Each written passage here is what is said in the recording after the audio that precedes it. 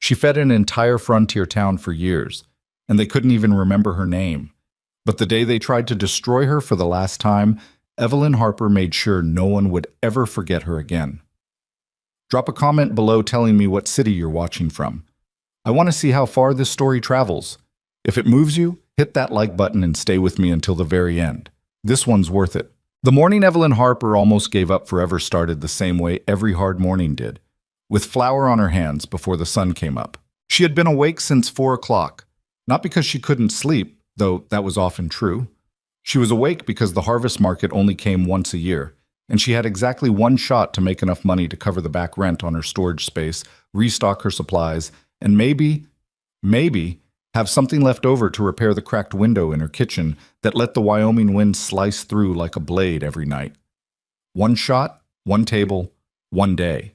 She told herself it would be different this time. She almost believed it. The walk from her rented room to the market square took 20 minutes on a good day. On this morning, with a wooden cart loaded down with 2 linen-wrapped trays of cinnamon rolls, a dozen loaves of honey wheat bread, 3 dozen sugar cookies pressed into flower shapes, and a small pot of apple butter she'd been simmering since midnight, it took closer to 45. Her boots had a split along the left heel that she'd stuffed with a folded piece of newspaper.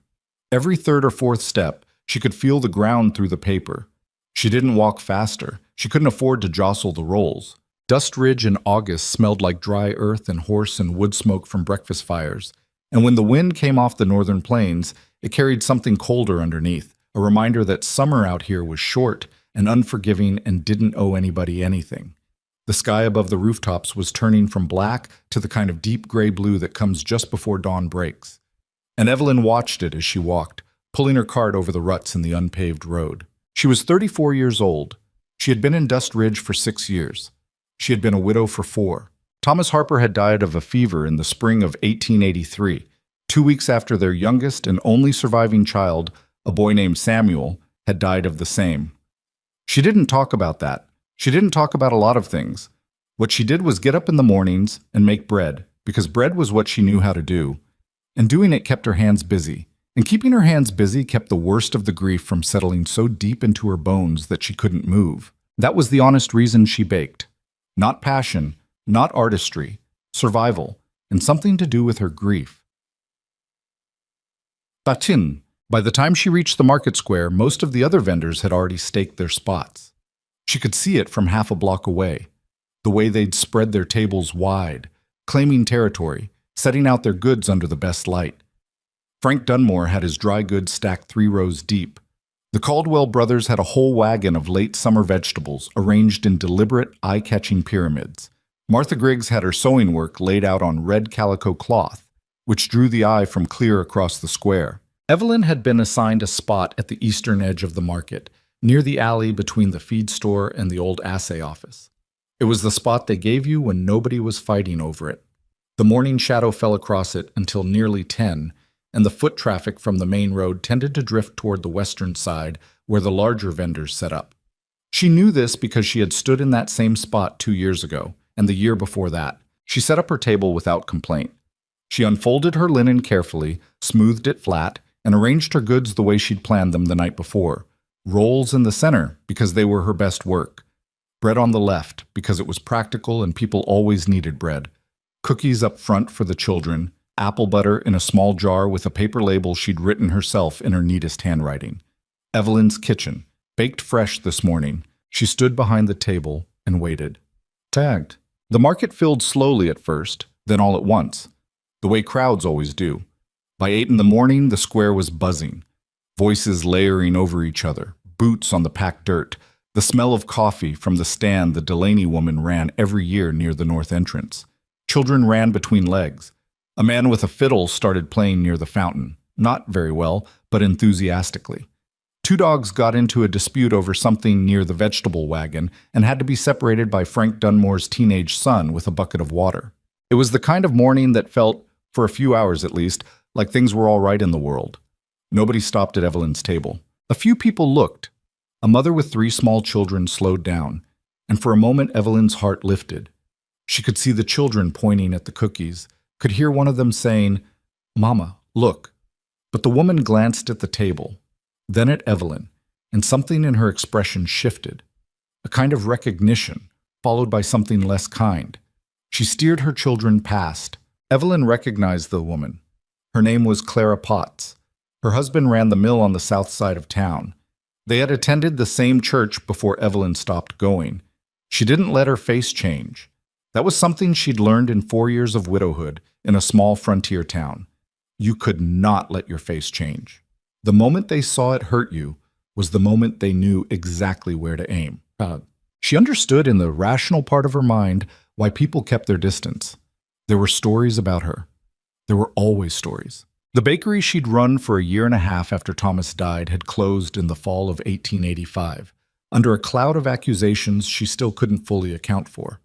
Victor Langley, the man who owned the largest dry goods operation in 3 counties, the man who sat on the county commerce board and had 2 of the town council members in his back pocket, had filed a formal complaint claiming her operation was unsanitary, that she'd sold spoiled goods to 2 customers, that her bread had made a family ill. None of it was true. She knew it wasn't true. The family in question had later admitted privately that they'd eaten bad pork that same evening, had nothing to do with bread. But by the time that quiet truth circulated, the louder lie had already done its work. The Commerce Board had come through her kitchen on a Tuesday morning and found 3 things in violation: a crack in the wall, a storage barrel that was technically too close to the stove, a water source that wasn't where the regulations said it needed to be. Small things. Things every other kitchen in Dust Ridge had some version of. Her bakery was shut down by Friday. She'd lost the lease, lost her equipment, most of it sold to cover what she owed, and lost the only foothold she'd managed to build in 4 years of scratching at Wyoming dirt. What she never quite lost, though she couldn't always explain why, was the habit of getting back up. So here she was, back at the harvest market with a folding table and flour-dusted goods, and a paper sign and a split boot heel stuffed with newspaper, standing in the shadow spot at the edge of everything, trying again. By 11 in the morning, she had sold 4 cookies to a boy who'd been given a penny by someone else, 1 loaf of bread to an elderly man named Peters, who was nearly blind and probably hadn't noticed whose table he was at, and nothing else. The sun had finally reached her spot. The cinnamon rolls were still sitting in the center of the table, perfectly arranged, starting to cool. She could hear people at the Caldwell Brothers vegetable stand laughing about something. The fiddle player had gotten better, or at least louder. The smell of coffee from the Delaney stand drifted over now and then when the wind shifted, and each time it did, Evelyn's stomach reminded her that she hadn't eaten since the night before. She had 1 more hour before she'd have to admit this was going another direction she couldn't afford. She didn't sit down. Sitting down felt like giving up, and she wasn't ready to give up yet. She stood behind her table with her hands clasped in front of her and watched the crowd move in all its directions. And she kept her face exactly where she'd trained it. Steady, open, present. Not desperate. Never desperate, even when you were. That was when she noticed him. He wasn't the kind of man who announced himself when he walked into a space. Some men did that. They came in loud. They came in wide. They used their size or their voice or the quality of their clothes to make sure a room knew they'd arrived. This man was nothing like that. He was tall, somewhere in his middle 40s, with the particular quality of stillness that belongs to men who spend most of their time outdoors and have learned that unnecessary movement is wasted energy. He wore a well-made but not fancy coat, dark brown, and his hat was the working kind, not the dressed-up-for-market kind. He had the hands of a man who did actual physical labor, large, scarred at the knuckles, the kind of tan that doesn't come from Sunday afternoon sun, but from years of sustained exposure. His name was Nathan Cross. She knew who he was, the way you know who people are in a town of 2,000, by sight and reputation and the stories that accumulate around a person whether they want them to or not. He owned a cattle ranch 4 miles north of town, the Cross Ranch, which was well run and profitable by the account of anyone who dealt with him. He wasn't on the town council. He wasn't involved in the Commerce Board or the social circles that rotated around Victor Langley's orbit. He showed up to do business, and then he went home. People said he was fair. In Dust Ridge in 1887, that was not a small thing to be said about a man with money. He was moving through the market with the unhurried deliberateness of someone who had a specific list in his head and was working through it. He stopped at the Caldwell brothers, exchanged a few words, bought something. He stopped at Frank Dunmore's dry goods. He was moving, she noted, generally in the direction of the east side of the market, in the direction of her table. She didn't let herself think too hard about that. She'd watched people move toward her table before only to veer off at the last moment. He didn't veer. He came to a stop in front of her table and looked at it the way a man looks at something when he's actually looking. Not the quick glance and dismiss she'd been getting all morning, but a real look, methodical, taking in each item. Then he looked at her. "Morning," he said. "Good morning," she said. His eyes went back to the table. "You make all this yourself?" "I did." "Today?" "Started last night around midnight. The rolls were out of the oven by 5 this morning." He nodded slowly, still studying the arrangement. He reached out toward one of the cinnamon rolls, then stopped. "May I?" She nodded. He picked up one of the rolls. He didn't take a polite small bite the way people did when they were humoring a vendor. He broke off a piece the way a person does when they're actually hungry and actually curious, and he put it in his mouth and he chewed it, and he was quiet for what felt to Evelyn like a very long time. "How much for all of it?" he said. She blinked. "I'm sorry?" "All of it." He gestured at the table. "What you have here? How much for the whole table?" She stared at him for a moment longer than was strictly professional. In the entire morning, she had sold 6 items. 4 of them were cookies worth a penny each. "I'd have to count it out," she said, and she was proud of how steady her voice was. "Give me a moment." She counted. Rolls, bread, cookies, apple butter. She calculated at her standard prices, the ones she'd set low enough to compete with the general store, but high enough to cover her cost of goods. $2.30, she said, for everything. He reached into his coat without hesitating and produced 3 silver dollars. He set them on the table. "Keep the rest," he said. "Mr. Cross, I want to ask you something," he said, and his voice had the kind of directness in it that wasn't rude, just economical. A man who didn't waste words. "Do you have regular work right now?" The question caught her somewhere between the stomach and the chest. "I take orders when I can," she said carefully. "Private orders, households. I work out of my kitchen. I have 32 men on my payroll," he said. "Cowboys, ranch hands, 2 full-time stable workers, a man who handles my accounts. Right now I've got a cook who's leaving at the end of the month, going back to Kansas to be near his family." He paused. "I need someone who can handle a working kitchen. 3 meals a day, 6 days a week. The pay is $8 a month plus room and board in the cook's quarters." Evelyn looked at him. $8 a month. Room and board. $8 a month was more than she'd cleared in any single month since the bakery closed. Room and board meant she could stop paying rent on the room above the tannery where the smell never fully left the walls, no matter how much she aired the window. "You're offering me the position," she said. Not a question. She needed to be sure she understood what was happening. "I'm asking if you're interested in it," he said. "There's a difference." "What made you stop at my table?" He looked mildly surprised by the question, as if the answer were obvious.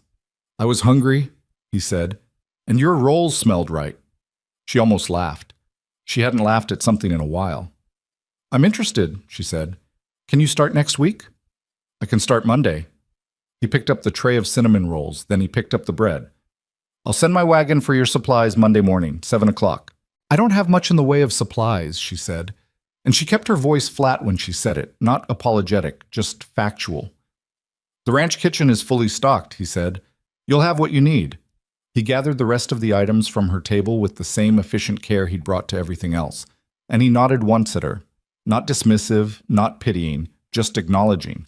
And he walked away through the crowd. Evelyn stood behind her now empty table and looked at the 3 silver dollars sitting on the linen cloth. Around her, the market went on making its noise. The fiddle player hit a wrong note and corrected it. Somewhere across the square, Frank Dunmore's teenage son was laughing at something. The smell of coffee drifted over again from the north entrance. She picked up the $3 and put them in her pocket. Then she folded up her linen, collapsed her table, loaded it onto her cart, and walked home. She had packing to do. But the whispers started before she even made it off the market square. She heard her name twice before she reached the corner of Main and Fulton, which was something of a record. The first time it came from behind her. 2 women whose voices she half recognized but didn't turn to identify. The second time it came from the direction of the dry goods stand. A man's voice, lower, more deliberate, the kind of voice that wants to be overheard. Nathan Cross hired the Harper widow. You don't say. Saw him buy out her whole table. Then they were talking for a good 5 minutes. She kept walking, cartwheels over ruts, left heel finding the ground through the newspaper, the silver dollars solid in her pocket. Her rented room was 12 feet by 14 feet. It had a bed, a table, a small cast-iron stove, and a window that looked out onto the alley. The crack in the window frame was still there, stuffed with a rag she changed every few weeks when it got too damp. The walls smelled faintly of the tannery below, even in summer. In winter, they smelled strongly of it. She stood in the middle of the room after she got back and looked at everything she owned. There wasn't much. What there was, she could pack in an afternoon. She sat on the edge of the bed for a moment, not to rest, just to have a second to think without moving. She was not a person who made decisions without thinking them through. She'd been accused more than once of thinking too much, of being too cautious, too measured. Thomas used to say it affectionately. The people of Dust Ridge tended to say it as criticism, as if a woman who took her time deciding things was somehow defective. She thought now. Nathan Cross was offering her real work, real pay, a real place to sleep that didn't smell like dead animal hide. He had bought everything she made without haggling, without performing charity, without looking at her with that particular kind of pity-coated condescension she'd come to know very well in the years since Thomas died. He had asked if she was interested, not if she was desperate, which was a distinction that mattered to her more than she could easily explain. Against that, she would be living on his ranch, working in his kitchen, dependent on his good opinion for her continued livelihood. She had been dependent before and it had gone badly. She had trusted before and been betrayed before, not by Thomas. Thomas had been a good man, but by the community she'd thought she belonged to, by the system that was supposed to be neutral and had turned out to be a tool in Victor Langley's hand. She thought about all of that. And then she thought about the way Nathan Cross had looked at her table. Actually looked. Like the food on it deserved to be taken seriously. Like she deserved to be taken seriously. She made her decision. She got up and started packing. She traveled light, which was something she'd gotten good at out of necessity rather than choice. Her clothes fit into one trunk. 2 work dresses, 1 better dress she kept for occasions, underthings, stockings, her winter coat which was getting thin at the elbows and would need replacing before December. Her personal items were minimal: a small mirror, a comb, a bar of soap, the few medical things she kept on hand, a tin of salve for chapped hands.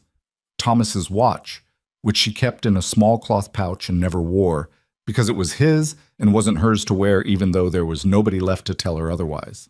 Her kitchen tools were more important than any of the personal items, and she packed them with more care. Her rolling pin, which was her own, made of maple wood, slightly heavier than standard, which was how she preferred it. Her set of measuring spoons, which were actually 3 mismatched spoons she'd calibrated herself by feel and by experience. A small recipe book. Not recipes she'd copied from somewhere, but notes she'd made herself over 15 years of cooking, observations about timing and temperature and the particular way bread dough behaves in dry air versus humid air. She wrapped the recipe book in oilcloth and put it at the bottom of the smaller bag, underneath everything else. She did not pack the things that had belonged to Samuel. She had stopped carrying those a long time ago, not because they didn't matter, but because they mattered too much to carry everywhere. They were in a box under the bed at her sister's house in Ohio, and they would stay there. She didn't think about that box most days. On the days she did, she baked something. Pochade. Sunday evening, she sat at her table and wrote a letter. It was a habit she'd maintained since Thomas died, though the recipient changed over the years. In the early days, it had been her sister. Later, it had been, in a strange way, no one at all. She wrote letters that she never sent, the kind of writing that was really just thinking out loud in permanent form.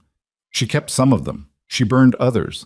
Tonight she wrote to her sister Frances, who was 4 years older, sensibly married to a dentist in Columbus, Ohio, and who had on multiple occasions offered Evelyn the spare room in her house if she would only come back east and be reasonable. "Dear Frances," she wrote, "I have taken a position at a cattle ranch north of town.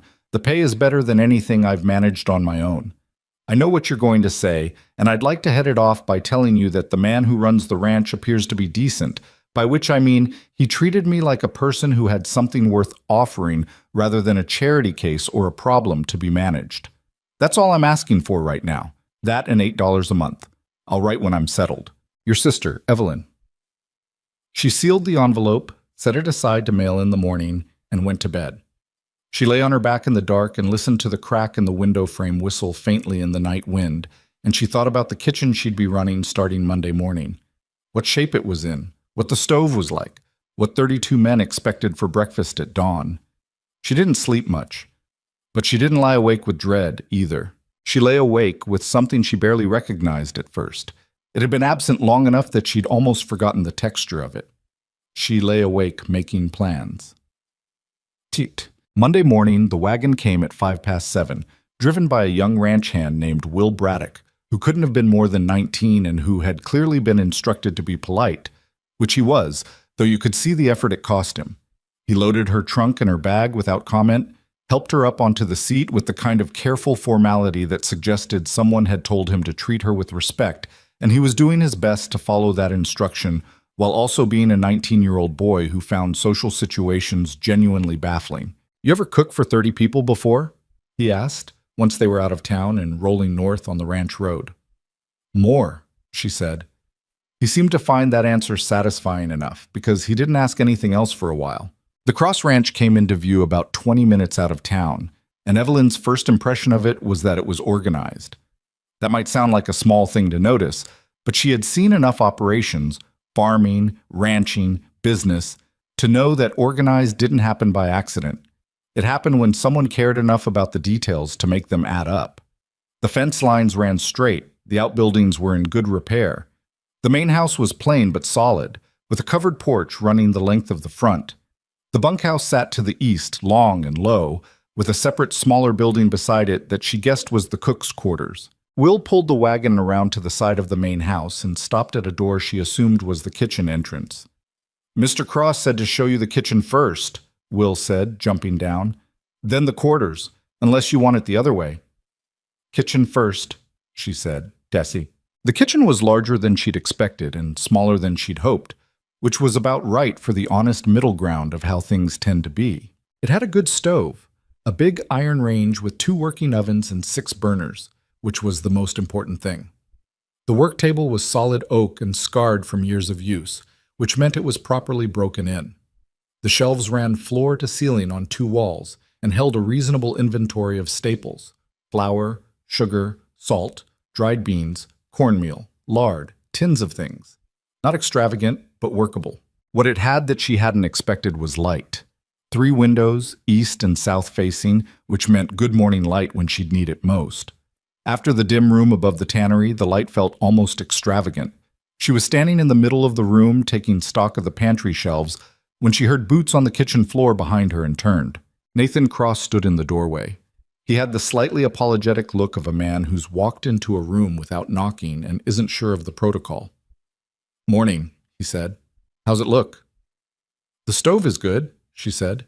"I'll need to know what you're running low on before I can put a proper supply list together, and I need to know what your men won't eat." Something in his expression shifted. Not quite a smile, more like the expression you make when something turns out to be what you expected and you're relieved. "Pete would have given you 45 minutes of complaints before he got to the stove." "I assume Pete is the previous cook." "Was," he said. "He left Friday, trained to Kansas Saturday morning." He leaned his shoulder against the door frame. 32 men. Breakfast before 5:30. They've got to be in the field by 6. Midday meal varies depending on where they're working. Sometimes it's here, sometimes I have someone take it out. Supper's the big meal, usually between 6 and 7. Sunday's a lighter day. The men have the morning, I just need something at midday. She was already calculating. Any dietary considerations, health problems I should know about? Tom Reeves can't eat much salt. Heart trouble. 2 of the younger boys are, I don't know, picky in the way that young men are. He paused. I'm not asking you to cater to picky. I'm just warning you. Noted. She turned back to the shelves and checked the flour supply. I'll need coffee, a lot of coffee, and I'll need to get into town by Wednesday at the latest for a proper shop. I can take you myself, or send Will. Will is fine, she said. There was a brief silence, the kind that sits between two people who don't know each other well enough yet to fill silence comfortably, but who aren't uncomfortable in it either. "You'll need to meet the men," Nathan said. "Supper tonight would be the time. I'll introduce you." She nodded. "One more thing," he said, and something in his tone shifted enough that she turned to look at him again. He wasn't uncomfortable, exactly. He was choosing his words. "Some of the men may have heard things about you from town. I can't control that. What I can tell you is that what I heard about you at that market table was that roll I ate." He looked at her steadily. "That's the only thing that got you this job. Your work. Not anything else." She held his gaze. "I understand," she said. "Good," he said, and pushed off the doorframe. "Lunch today is whatever you can put together with what's here. The men aren't expecting much, given the transition." "They'll get something decent," she said. He nodded once and left. She stood alone in the kitchen in the good morning light, hands at her sides, looking at the shelves. Something decent. She could do that with what was here. Beans and salt pork with cornbread, coffee as strong as she could make it, canned peaches if there were any, and she'd spotted a crate of them behind the flour barrel. She built a fire in the range. She got to work. She learned later from Will, who turned out to be the kind of 19-year-old who observed everything and talked about it when he felt safe enough, that the men had been told someone new was taking over the kitchen and that the information had been received with what he diplomatically called mixed feelings. Pete wasn't great, Will said, perched on the edge of the kitchen work table the second morning, which she had already told him twice he wasn't allowed to do. But he was there, you know? The devil, you know. "I'm not a devil," she said, shaping rolls without looking up. "I know that," he said, "but they don't." He kicked his boot against the table leg. "Also, some of them heard you were the woman from the market who had the bakery that got shut down." "Most of them heard that, I expect. Doesn't bother you?" She set down a roll and picked up the next piece of dough. "What would be the use of it bothering me?" He thought about that. "That's either real wise or real sad," he said finally. "Probably both," she said. "Now get off my table." The first supper was the test. She'd made it count. Not showy, not trying to impress, but solid and generous in the way that matters to men who have been working hard since before sunrise. A beef stew with root vegetables and herbs from the small garden behind the kitchen that she'd discovered in the afternoon. Cornbread, fresh, hot from the oven. A pot of beans on the side. Coffee. Dried apple pie. 2 of them, made with the last of the dried apples she'd found in the back of the pantry. 32 men filed into the dining hall attached to the bunkhouse and took their places. And there was the low-grade noise of men at the end of a long day, and nobody said much of anything to her directly. She served from the stove. That was the way it worked. She ladled and plated, and the men came through, and she watched what happened to the food after it left her hands. What happened was they ate it, not politely. Actually ate it. The way tired, hungry men eat when the food is worth eating. Fast and without ceremony, and with a kind of focused attention that is the highest possible compliment a cook can receive, because it means no one is thinking about anything except what's in front of them. The stew pot was empty before she'd finished plating the last man. She made a note. A man named Reardon, she'd learn all their names over the first week, looked up from his empty bowl at her with something like suspicion. "Is there more?" he said. "Not tonight," she said. "Tomorrow there will be." He looked at the empty bowl. Then he looked at her. "All right," he said, which, from what she'd come to understand about Reardon, was approximately the equivalent of a standing ovation from someone else. Nathan Cross ate at the main house. She sent a plate over with Will, because that was the arrangement. Will came back 10 minutes later with the empty plate and a message. "He says it was good," Will said. "That's all?" "He said it was real good," Will amended. "But you know Mr. Cross." She didn't yet, but she was starting to understand that when Nathan Cross said something was good, that was exactly what he meant. The first week was the hardest, and not for the reasons she'd anticipated. She'd expected resistance from the men. What she got instead was something she hadn't fully prepared for. Invisibility of a different kind than she'd known in town. The men weren't hostile, they simply hadn't decided what to make of her yet.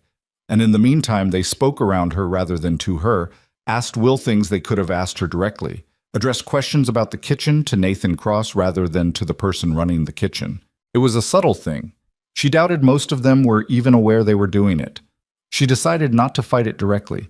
Instead, she paid attention. In a week, she knew Tom Reeves ate slower than everyone else and always sat at the far end of the table. Not from shyness, but because he was going slightly deaf in his right ear and found it easier to follow conversation from that position. She knew that a hand named Carl had a wheat sensitivity that nobody had identified as such, including Carl himself. She figured it out by watching what he ate and what he left and what happened afterward. She switched his bread to cornbread and watched his persistent mid-afternoon headaches disappear over the course of a week, at which point Carl looked at her with the bewildered gratitude of a man who has stopped hurting without fully understanding why. She knew that the two picky young men, brothers named Pete Jr. and Davy Sims, which suggested a creative limitation in whoever had named them, would eat anything if it had enough pepper on it, which was an easy enough accommodation to make. She knew that Friday was the day morale sagged, just slightly, that particular Friday afternoon dip that comes in any working week, and she responded to it by having fresh cinnamon rolls on the supper table those evenings, which cost her an extra 20 minutes of work and produced a disproportionate effect on the general mood. She was not trying to charm them. She was trying to do her job well. But the effect was not so different. By the end of her second week, the men were talking to her directly. By the end of the third, Reardon had started helping her carry in the flour from the supply wagon without being asked, which was something she'd never requested, and which he performed with the studied casualness of a man pretending to do something for his own reasons. She didn't comment on it. She just said thank you. Nathan Cross came into the kitchen on a Thursday evening at the end of her second week, when she was still there late cleaning up after supper. It wasn't unusual for him to come through. She'd noticed he did a slow walk of the property at night, checking things, the way a man does when he's built something he cares about. But he usually didn't stop. Tonight he stopped. "You need more lamp oil," he said, looking at the lamp she was working by. "I know," she said. "I'll get it from the supply shelf. I'll send Will for it in the morning." He leaned against the door frame in his usual way. "How are the men treating you?" She considered her answer.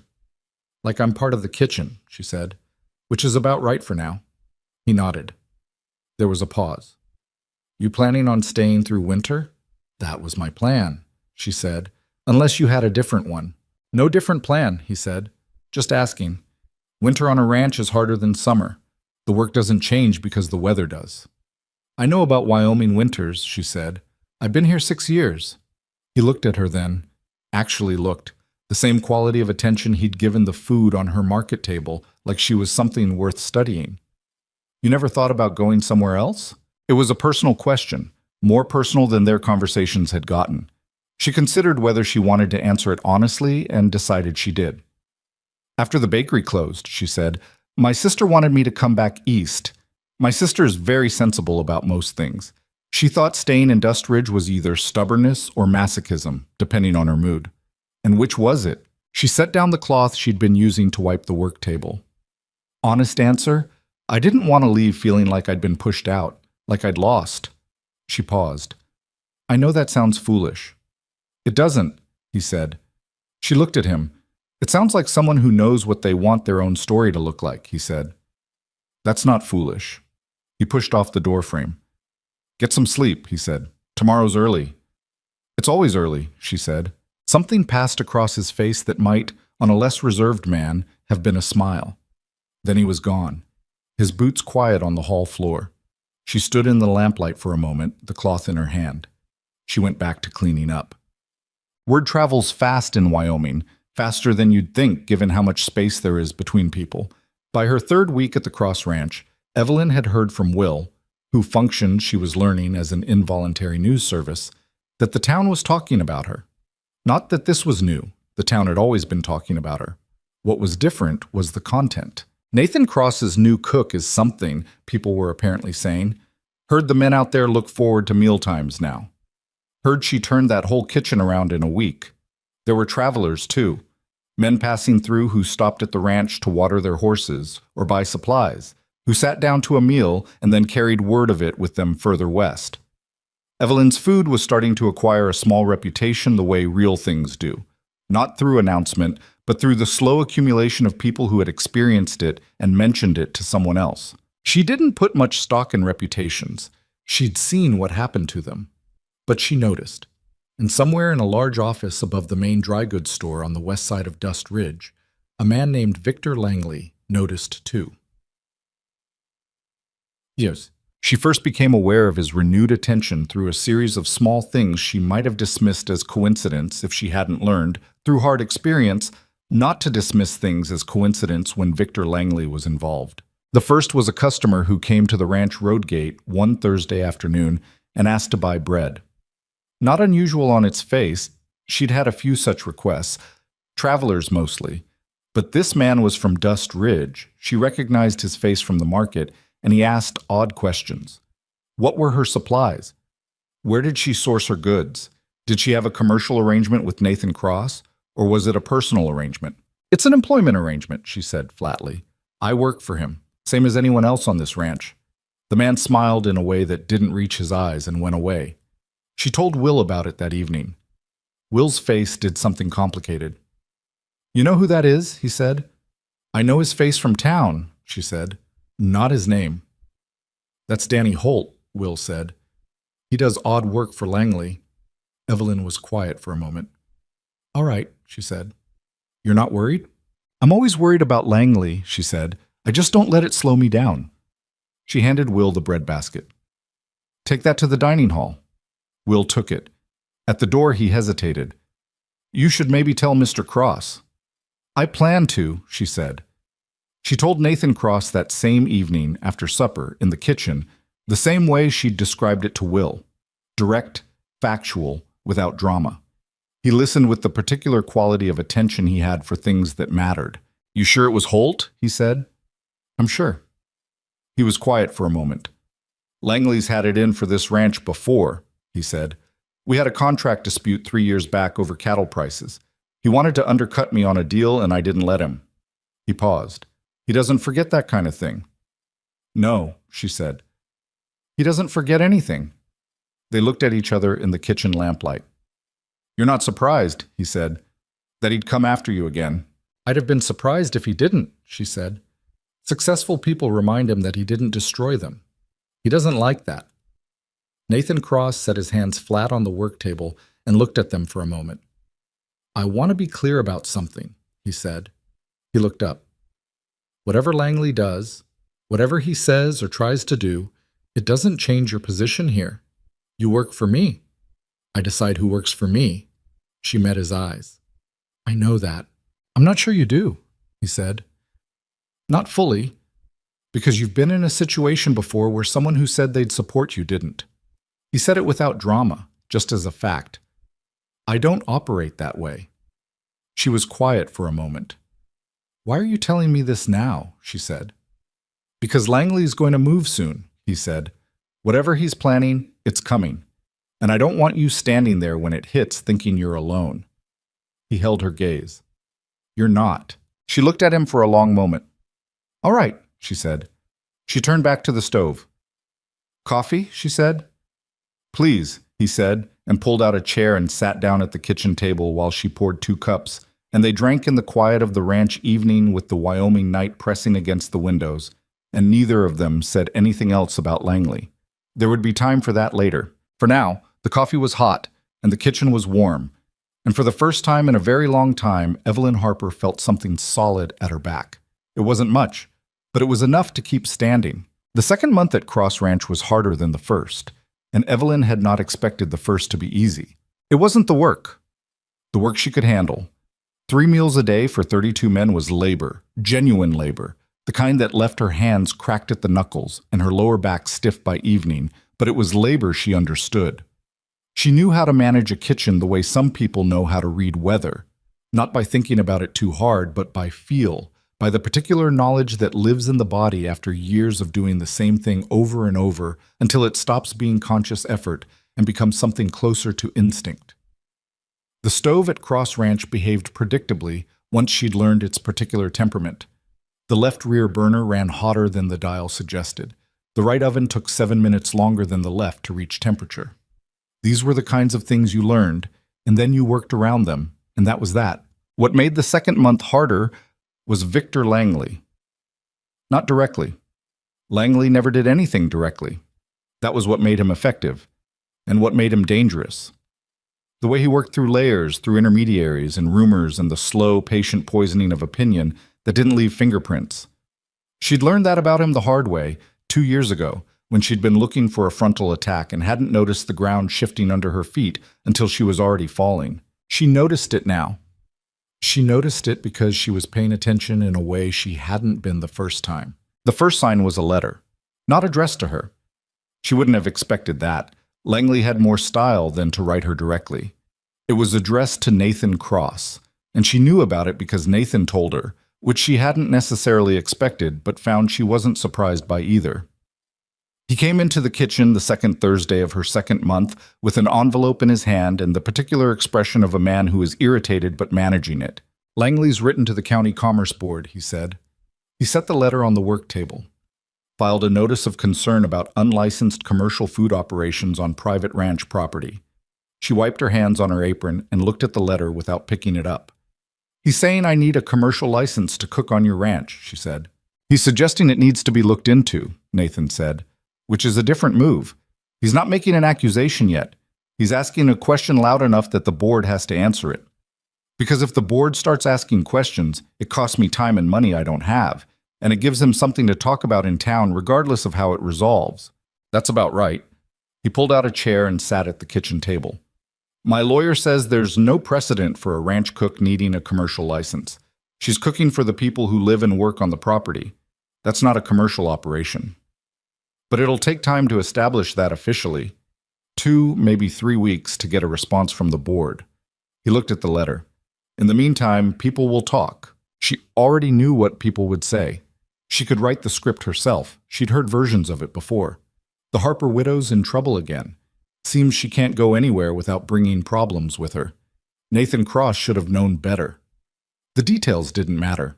The point was the doubt, the thin film of uncertainty that settled on a person's reputation when their name started appearing in official correspondence, even correspondence that ended in their favor. "I'm sorry," she said. Nathan looked up from the letter. "For what?" "For bringing this to your door." "You didn't bring anything," he said, and his voice was flat in the way it got when he was being precise rather than dismissive. "Langley brought it. There's a difference." She looked at him for a moment. "You keep drawing that distinction." "Because it matters," he said. He stood. "Don't let him make you feel responsible for what he does. That's part of how he wins." He picked up the letter. "I'll have my lawyer handle it." He left. She stood at the work table for a long moment before she turned back to the dough she'd been working, pressing into it harder than strictly necessary. The thing about Langley that she'd never quite been able to articulate, the thing that made him different from ordinary hostile people, was that he had a gift for identifying the exact place where a person was already uncertain about themselves and then pressing on it with surgical precision. He'd known, 2 years ago, that she was struggling to establish legitimacy, so he'd attacked her legitimacy. He'd known she was alone, so he'd made sure she stayed that way by ensuring that anyone who might have supported her had to weigh the cost of standing with a woman who was under official investigation. She was trying to figure out what he knew about her now, what pressure point he was locating. The answer came to her over the following week through the particular channels by which information always flowed in small communities, sideways, through people who didn't fully realize they were carrying it. Will Braddock mentioned that he'd heard in town that people were saying Evelyn had taken the ranch cook position because Nathan Cross had felt sorry for her at the market, that he'd hired her out of charity.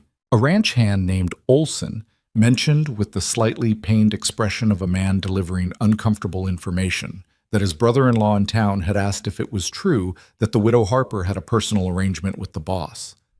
Not an employment arrangement, a personal arrangement. She took both pieces of information in without visible reaction. She filed them where she filed things she needed to think about, somewhere quiet and internal, away from her face. That evening after the men had cleared out of the dining hall and she was cleaning up, Reardon lingered.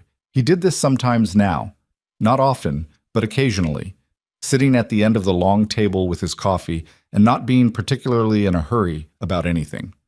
She'd come to understand this was his way of being present without demanding anything, which was a quality she appreciated in a person.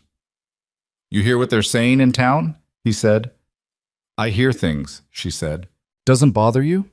She looked at him across the empty dining hall. Reardon was a big man, red-haired going gray at the temples, with the particular kind of face that had seen enough of the world to have stopped being surprised by most of it. He'd been on Cross Ranch for 11 years. He was, she had come to understand, the de facto voice of the men. Not officially, but in the way that matters, which is that when Reardon said something, the others listened. It bothers me, she said. I don't stop working because things bother me. He nodded slowly, turning his coffee cup in his big hands. The men know the difference, he said, between what's being said out there and what they see and hear. She appreciated that. She didn't say so because Reardon was the kind of man who didn't need to be thanked for stating facts. I know, she said. Good, he said. He finished his coffee and stood. Rolls tomorrow? Friday, she said. He nodded with the gravity of a man receiving important information and left. She stood alone in the empty dining hall and let herself feel, for exactly 1 minute, everything she'd been keeping off her face all week. The anger, which was useful. The fear, which was less useful but honest. The particular exhaustion of having to defend your existence not through argument but through continuous, uninterrupted proof that you deserved to take up space. 1 minute. Then she picked up her cleaning cloth and got back to work. The responses came in the way they always do in a small town. Not all at once, but in layers. Nathan's lawyer filed the appropriate response to the Commerce Board. The board's preliminary reply came back within 10 days, confirming what his lawyer had predicted.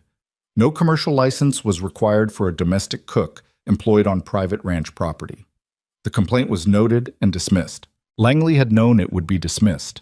That wasn't the point of it. The point was visible when Evelyn made the Wednesday supply run to town with Will, which she did every week because the ranch needed goods and the supply run was her job. What was different this Wednesday was the quality of the attention she received, which had shifted from the usual indifference to something more active and less pleasant. She could feel people watching her in the dry goods store with the particular alertness of people who have recently heard something and are now measuring it against what they see. A woman named Hargrove, whose family ran the hardware store 2 doors down and who had never been either kind or unkind to Evelyn, found a reason to be in the dry goods store at the same time and manufactured an opportunity to stand close enough to say quietly and with the air of someone performing a public service, "You know what people are saying, don't you, about you and Mr. Cross?" Evelyn looked at her. "I know what people are saying," she said. "People say things." "There's also the matter of the license complaint," Hargrove continued. "I heard it was filed." "I heard it was dismissed," Evelyn said. Hargrove's expression did the small thing faces do when an argument isn't proceeding the expected direction. "Still," she said. "Still," Evelyn agreed pleasantly and turned back to the dry goods counter. On the wagon ride home, Will was quiet for a while and then said, "You were real calm in there." "I was furious in there," she said. "There's a difference." He thought about that. "How do you keep it off your face?" "Practice," she said. "A lot of it." They rode the rest of the way in silence, the wagon wheels turning over the familiar ruts in the ranch road, the October sky going the color of pewter above the northern plains. What was happening in Evelyn's mind during those rides, during those long evenings in the kitchen after supper when she was alone with the dishes and the dying fire, was not just the immediate navigation of Langley's tactics. She was doing what she always did when things went wrong, which was to think, systematically and without sentimentality, about where she actually stood, what she had, a job that paid, that she was good at, that the men had come to respect, a kitchen that was hers in the way a kitchen becomes yours after you've worked in it long enough, a growing reputation outside of Langley's immediate sphere of influence that was built on what people actually ate, not on what he said about her, the support of Nathan Cross, which she was still learning the full dimensions of, what she didn't have, any documentation or formal proof of the things Langley had done to her. 2 years ago, she'd been too devastated and too poor to think about building a record. She'd been focused on surviving the immediate aftermath, not on what might happen later. She started keeping records. Quietly, without telling anyone, in a small notebook she kept in the inside pocket of her work apron. Every inquiry, every odd question, every encounter that felt like it might be connected to Langley's operation, dates, names, what was said, who was present. Not accusations, just facts. The kind of steady accumulation of factual record that was worth nothing until suddenly it was worth everything. Nathan noticed, eventually. He noticed most things. "What are you writing?" he asked one evening, coming into the kitchen to find her at the table with the notebook. She looked up. "Records," she said, "of things that happen." He pulled out the chair across from her and sat down. "What kind of things?" She told him. The inquiry in town, the Hargrove conversation, the visit from Danny Holt, the small accumulation of events that each individually could be dismissed as coincidence or her own paranoia, but that together formed a pattern she recognized.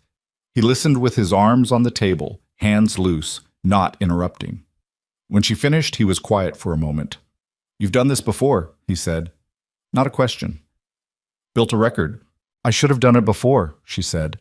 "When I had the bakery, I was so busy trying to fight the accusations directly that I didn't spend enough time documenting what was actually happening. By the time I understood the pattern, there wasn't enough time left to do anything with that understanding. And now? Now I'm not waiting to understand the pattern," she said.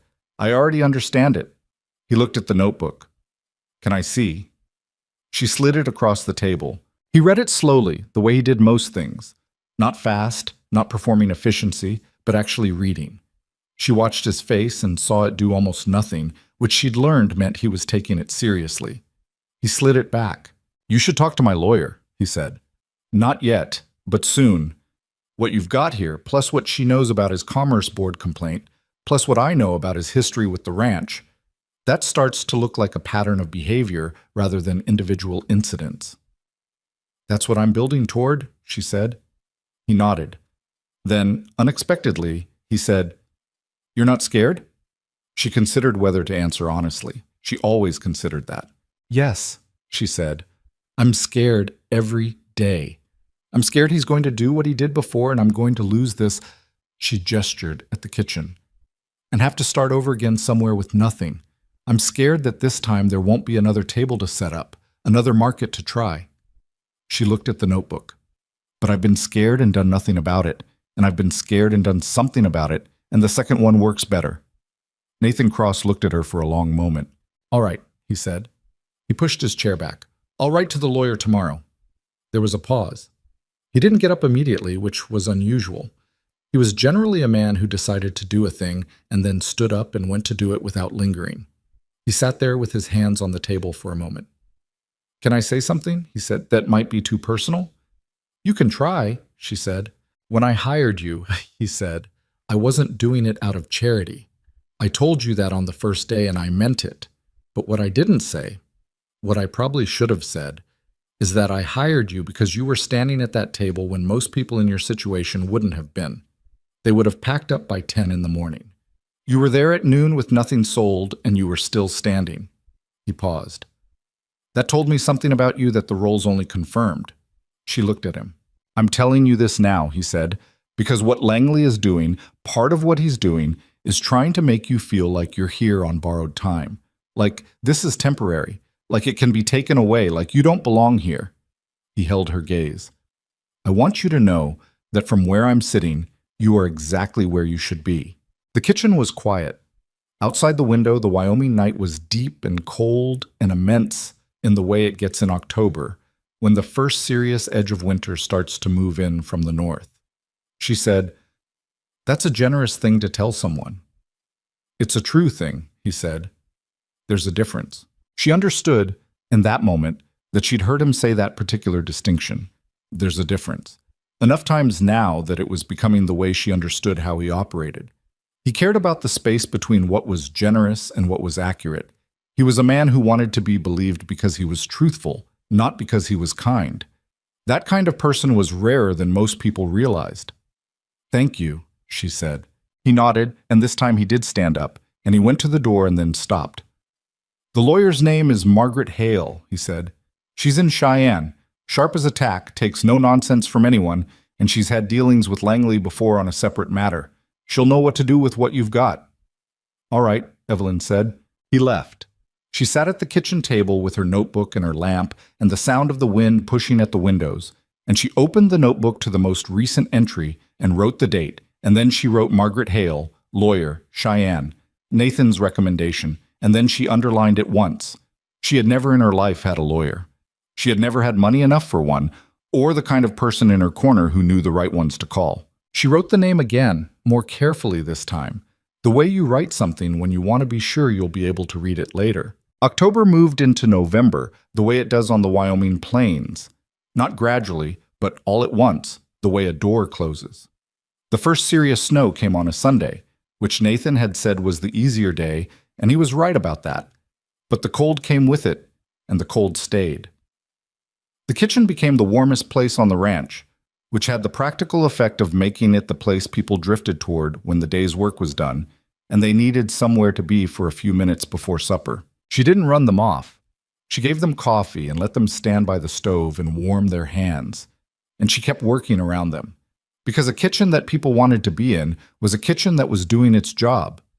Tom Reeves was the first one to talk to her about Langley directly. He did it the way he did most things, obliquely, approaching the subject from the side rather than head-on, which she'd come to understand was partly his nature and partly the deafness that made him cautious about conversations he couldn't fully hear. He came in from the cold one afternoon and accepted the coffee she poured without being asked, and stood at the stove and said, after a while, "Heard Langley's been making noise about you in town." "He has," she said. "He's done it before," Tom said. "Not to you specifically, to people." He drank his coffee. "Man has a talent for finding pressure points." "I know," she said. "You got people in your corner this time," he said. He said it without looking at her, addressing it to the middle distance, or possibly to the stove, which was his way. "Didn't want you to think you were handling it alone." She kept her hands moving on the dough she was working. "I appreciate that, Tom." Reardon talked to the men, he said, which explained something she'd been noticing. The way the group had closed up slightly in the past 2 weeks, a subtle protective alignment she couldn't have pointed to directly, but could feel in the daily texture of the place. "Just so you know where things stand." She looked at him then. The old man with his careful posture and his failing right ear, who'd been on this ranch longer than most, who had survived his own considerable share of things, and arrived here at this stove in the November cold still standing. "Thank you," she said. "Really?" He made a sound that wasn't quite agreement and wasn't quite dismissal, the particular sound of a man receiving thanks for something he considers unremarkable. Then he finished his coffee and set the mug on the edge of the work table, not in the way, just at the edge, and went back out into the cold. She stood there for a moment after the door closed. She had spent 4 years being invisible in Dust Ridge, years of serving people who looked through her, of being the woman you didn't quite see, the one whose name you half remembered, whose presence at the harvest market you walked past because there was always something more interesting or more credible or less complicated to look at instead. She had understood that invisibility as the price of being alone, of being without the architecture of connection that makes people legible to a community, a husband, a thriving business, a family that people recognized, the ordinary scaffolding of belonging that most people built and maintained without thinking much about it, because it had never been stripped away from them. What she hadn't understood, or hadn't let herself understand, was that the scaffolding could be rebuilt. Not the same way. Not back to what it was before Thomas, before Samuel, before the bakery and Victor Langley's interference, and the 4 years of slow erosion. But differently. From different materials. Starting from a table at the edge of a market, and a man who stopped and ate a roll and actually tasted it. Reardon talked to the men. Tom Reeves, who had never said a personal word to her in 6 weeks of working together, came in out of the November cold to tell her she wasn't alone. Will Braddock, who was 19 and baffled by most social situations, had twice in the past week positioned himself between her and uncomfortable interactions in town in a way that was endearing in its transparency and genuine in its intent. Nathan Cross had given her his lawyer's name. She was not alone. She stood at her work table in the warm kitchen and pressed her hands into the dough and felt the cold outside the walls and the warmth inside them. And she thought about her notebook with its careful entries and the letter to Margaret Hale in Cheyenne that she was going to write that evening, and the particular shape of what was coming, because something was coming. She could feel it with the same certainty she felt changes in the weather. Not the specific details, but the barometric fact of it. Langley wasn't finished. A man like Langley was never finished until the thing he'd set out to do was done. And what he'd set out to do was make her leave, or failing that, make her irrelevant. Or failing that, make whatever she'd built here collapse under the weight of enough official scrutiny and public doubt that it couldn't sustain itself. He had done it before. He would try again. She knew that. What was different now? What had been different, she was starting to understand. From the moment Nathan Cross had stopped at her table and eaten that roll without performing anything, was that she was no longer trying to survive Langley alone. She'd been fighting that particular battle in isolation for 2 years, and isolation was the condition he most relied on in his targets. Alone, a person could be worn down. Alone, a person's credibility was only as strong as the story told about them by people with more power. Alone, the only weapon you had was your own endurance, and endurance, Evelyn knew, had its limits. She was not alone now. That night she wrote to Margaret Hale. She wrote clearly and concisely, the way she'd learned to write things down over weeks of keeping the notebook. Dates, facts, names, sequences of events. She did not editorialize. She did not ask for pity. She explained what had happened 2 years ago, what was happening now, what she had documented, and what she believed was being built toward. She signed it Evelyn Harper, employed at Cross Ranch, Dust Ridge, Wyoming. She sealed the envelope and set it on the small table beside her bed in the cook's quarters, which were simple and clean and smelled like pine wood and nothing else, and which were hers. She lay down in the dark and listened to the wind in the eaves. She did not pray. She did not make bargains with the night. She looked at the ceiling and she thought about what needed to happen next and how to make it happen. And eventually she slept, and the wind kept on doing what Wyoming wind does, which is everything and more than you asked for, regardless of what any particular human being needed it to do. The letter went to Cheyenne with the Wednesday supply wagon. She got a reply in 8 days. Margaret Hale's handwriting was precise and slightly impatient-looking, the handwriting of someone who thinks faster than the pen. The letter was 3 paragraphs. The first paragraph acknowledged receipt. The second paragraph said that based on what Evelyn had described, there was potentially actionable material and that she would need to review the full documentation in person. The third paragraph said she would be in Dust Ridge the first week of December and suggested a meeting at Nathan Cross's ranch at a time mutually convenient. Evelyn read it twice and then put it carefully in the inside pocket of her apron beside the notebook. She went back to making bread. Outside the kitchen windows, the snow was coming down steady and quiet over the Wyoming plains, covering the old ruts in the road, making everything clean for a little while, the way snow does before you have to walk through it and remind yourself that what's underneath hasn't changed. Margaret Hale arrived on a Tuesday, which was not the first week of December as she'd suggested, but the second, because the roads between Cheyenne and Dust Ridge had been bad enough that the stage had been delayed 3 days running. She sent a wire ahead to warn them, which Evelyn appreciated. A woman who sent wires when she was going to be late was a woman who understood that other people's time had value. She was not what Evelyn had pictured. Evelyn had pictured someone like herself. Maybe. Practical, quietly dressed. Someone who'd learned to make themselves small enough to move through spaces that weren't built for them. What stepped off the Cheyenne stage on a gray Tuesday afternoon was a woman in her 50s with iron gray hair pinned up with the efficiency of someone who'd stopped thinking about it years ago, wearing a coat that had seen considerable weather and didn't apologize for it, carrying a leather case that was visibly heavy with papers. She was maybe 5 feet 2 inches tall and had the posture of someone considerably larger. She shook Evelyn's hand with a firm grip and said, "You're Harper. Good. I read your letter 4 times. Where can we sit?" They sat at the kitchen table, which by now felt to Evelyn like the natural place for consequential conversations to happen. Nathan was there too, which Margaret Hale had specifically requested. She'd written in her reply that she wanted to speak with both of them together before she spoke with either of them separately. She opened her leather case on the kitchen table and produced a folder that was already thick with papers, which surprised Evelyn until she understood that Margaret Hale had come prepared with her own research. "I know Victor Langley," Margaret said before either of them had a chance to say much of anything. She said it the way a doctor says, "I know this disease," not personally, but with the comprehensive and slightly grim knowledge of someone who has studied a thing from multiple angles. Not personally. Professionally, through a case I handled 2 years ago involving a cattle broker in Laramie County. The broker is no longer in business. Langley didn't destroy him directly. He never does anything directly. but by the time the broker was done defending himself against a series of complaints, inspections, and rumors, he couldn't afford to stay open. She looked at Evelyn over her papers. "Same pattern?" "Same pattern," Evelyn said. "Show me your notebook." Evelyn slid it across. Margaret read it with the focused speed of someone who reads a great deal and has learned to identify what matters quickly. She made 2 small marks in the margins with a pencil she produced from somewhere in her coat.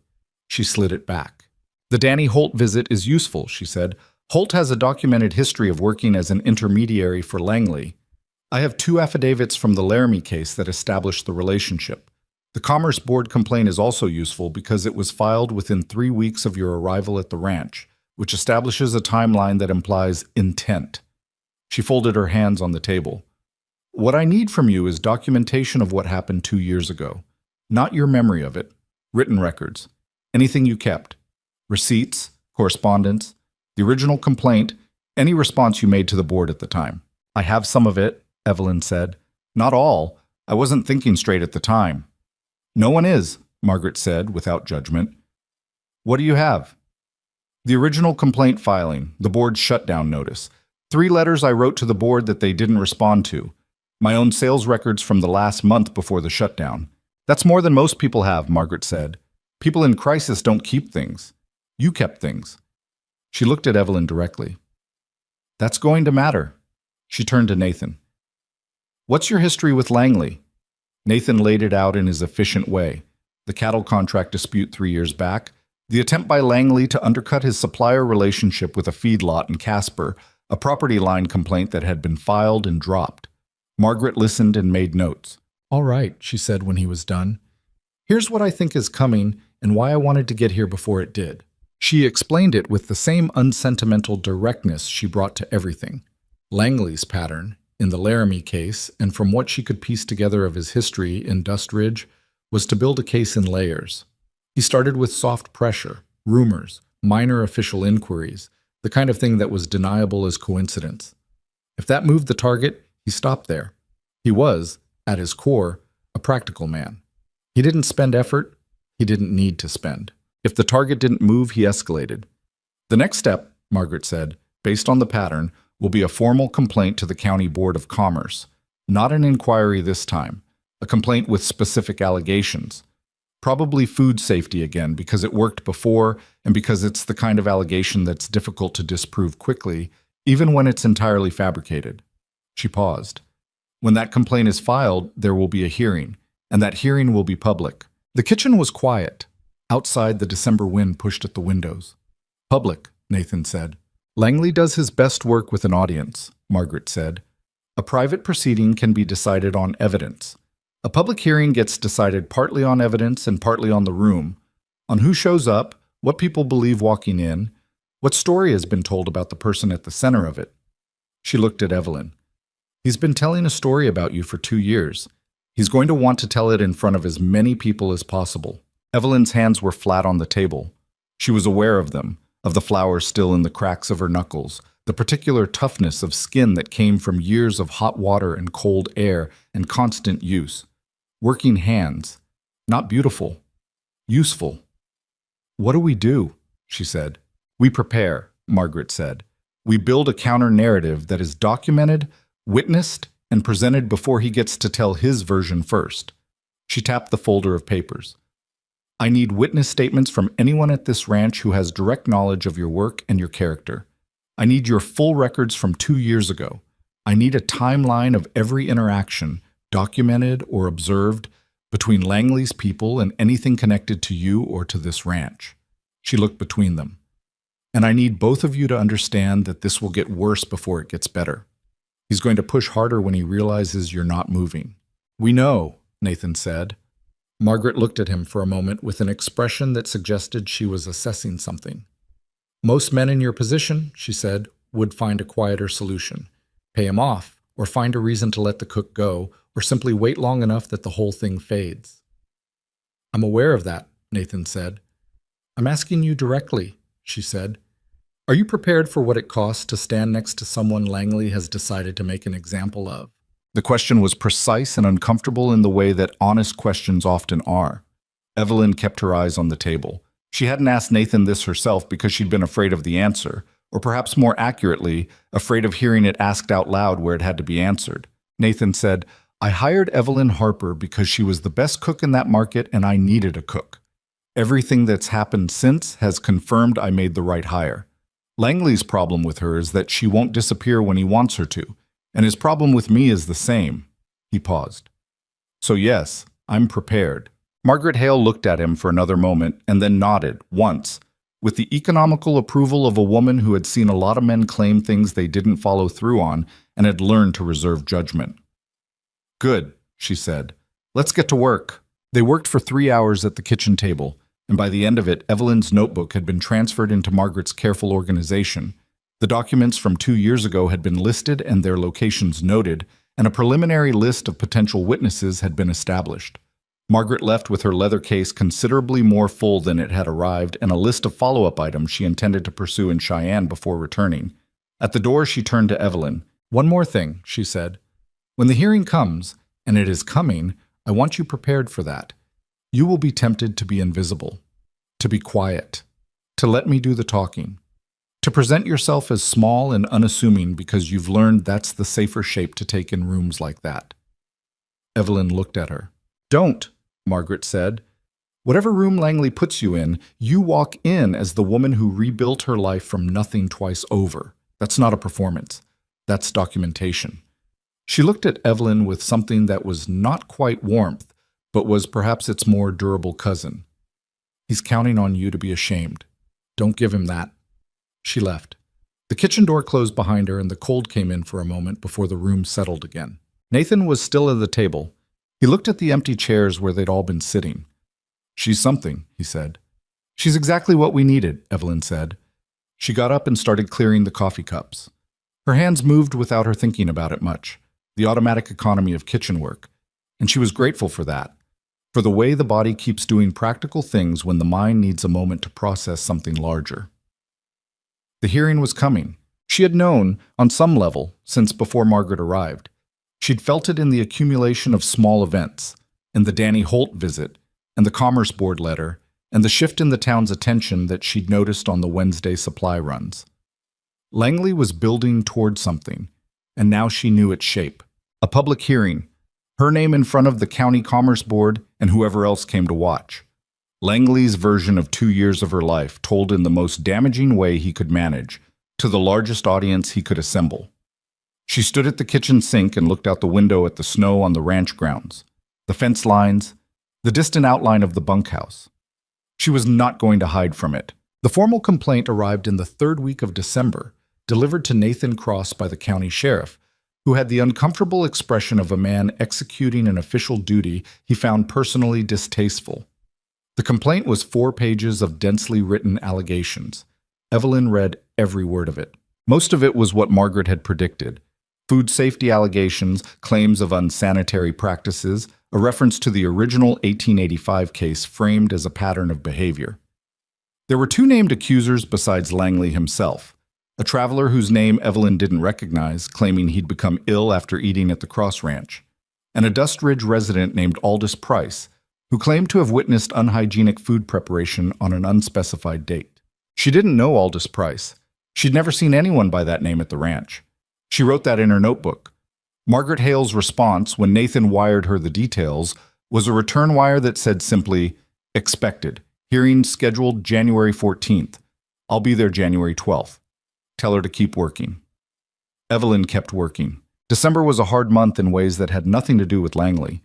The cold was serious and settled, the kind that made the ranch work genuinely difficult and made the men come in from the day stiff and silent with exhaustion in a way that summer cold never produced. She responded to this the way she responded to most problems, by adjusting. More hot food, more substantial. Soup that was a meal in itself rather than a preliminary. Extra coffee at the mid-morning break, which some of the men had started taking in the kitchen if they had a reason to be near the main building. Extra rolls on Fridays, which she had begun to think of as her contract with the ranch's morale. She also, that December, began teaching. It started accidentally. Will Braddock had been watching her work for 3 months with the transparent interest of someone who doesn't want to admit they're curious, and one morning he asked how she knew when the bread was ready. Not the time, but the feel of it, the way she'd tap the bottom of a loaf and seemed to know from the sound whether it needed more time. She showed him. She put his hand on the bottom of a loaf and let him feel the difference between the hollow sound of done and the dull thud of not yet. And she explained what was happening inside the bread that made the sound change. And she could see on his face the particular expression of someone understanding a thing for the first time. Not the information, but the underlying principle. He started asking more questions after that. Careful questions, the kind that came from someone who'd been thinking about something and had waited until he was sure the question was worth asking. She answered all of them. Riordan noticed. He came into the kitchen one afternoon to find Will carefully shaping rolls under Evelyn's instruction and watched from the doorway for a moment without saying anything, and then he said, "Huh," in the tone of a man who has revised his assessment of a situation, and went away. Tom Reeves, when she mentioned she was teaching Will some basics, said without looking up from his coffee, "The boy's got good hands. Shame to waste them on just horses," which from Tom was practically a dissertation. She was thinking during these weeks about what came after, not in a way she could fully articulate yet, more in the way that ideas live at the edge of your thinking for a long time before they're ready to be spoken. Something about what a kitchen could be, what it was already becoming, in small ways. The warmest room on the ranch, the room where people drifted when they needed something they couldn't quite name, where Will was learning that his hands could do more than he'd thought, where 32 men had started to feel, in whatever inarticulate way men feel things like this, that they were being cared for rather than merely fed. She thought about the women in Dust Ridge, the ones she knew and the ones she only knew of. The widows, the abandoned wives, the women who'd come west with someone who hadn't stayed or hadn't survived, who were now trying to make something work in a place that hadn't been built with their survival in mind. She knew what it was to be one of those women. She knew it in her body, in the split boot heel and the room above the tannery and the harvest market table at the edge of everything. She thought about that, and she kept it where ideas live when they're not ready yet, and she got back to work. The first week of January brought something she hadn't anticipated, which was that the hearing began to acquire a gravity in the town of Dust Ridge before it even happened. People talked about it. Of course they talked about it. A county commerce board hearing was not a common event, and the particular hearing that involved Victor Langley and the widow Harper and Nathan Cross's ranch had the elements that made people in small towns pay attention.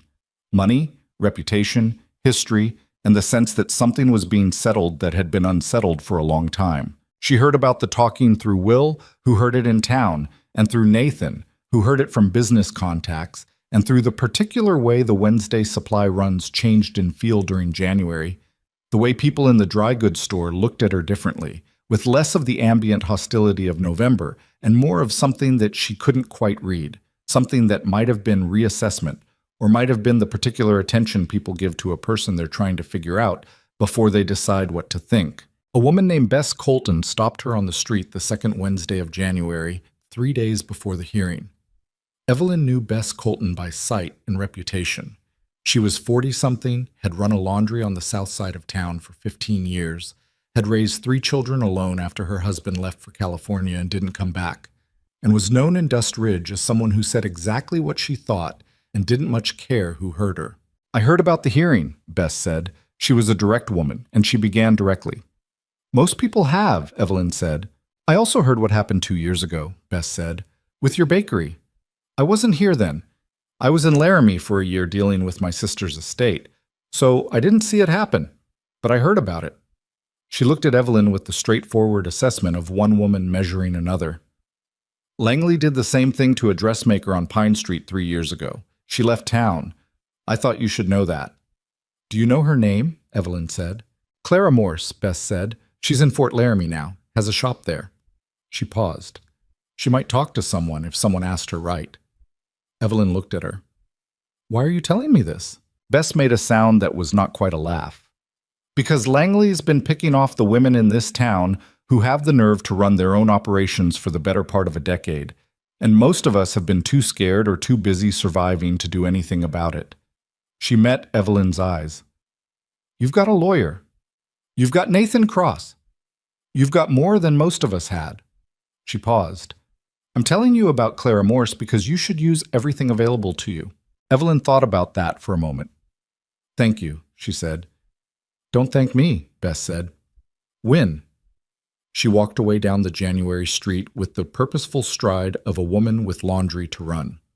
Evelyn stood on the sidewalk for a moment and then turned to Will, who had been loading supplies into the wagon and had the look of someone who'd heard all of that and was pretending he hadn't.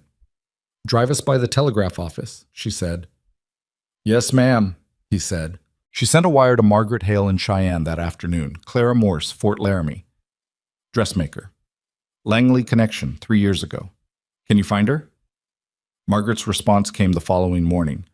Already have. The night before the hearing, Evelyn couldn't sleep. This was not unusual. She'd barely slept well since December. But that night was different in quality.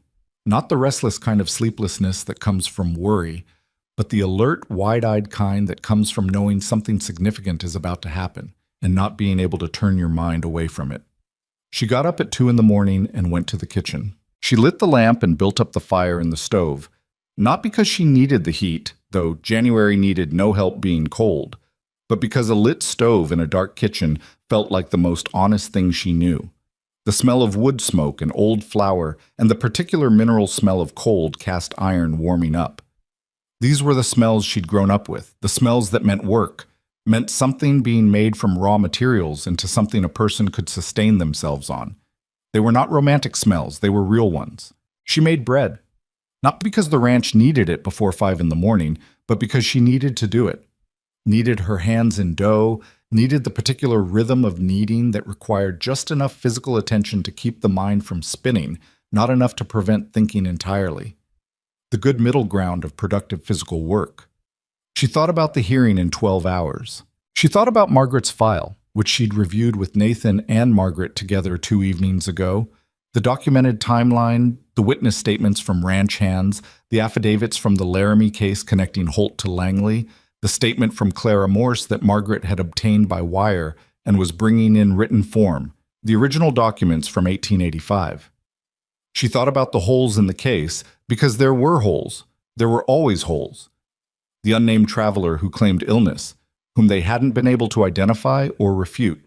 Aldous Price, who they determined was a distant relation of Langley's by marriage, and whose claim to have witnessed anything at the ranch was demonstrably false.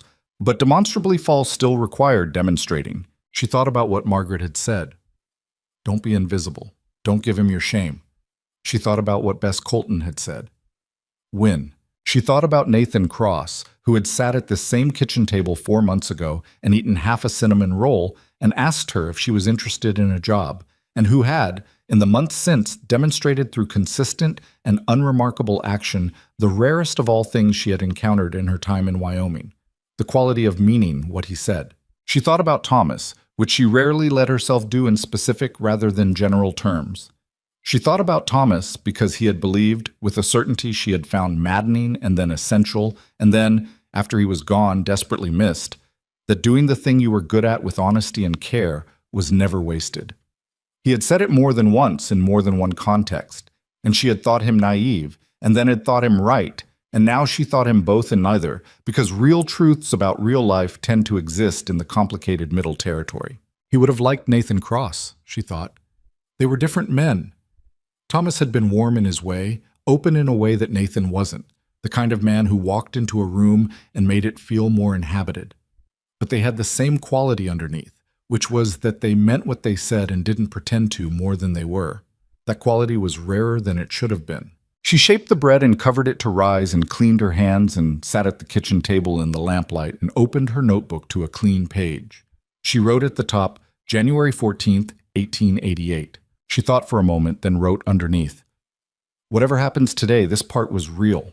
The kitchen, the men, Will learning to hear the bread, Tom Reeves and his coffee at the end of the stove, Reardon carrying flour he didn't have to carry, all of it real.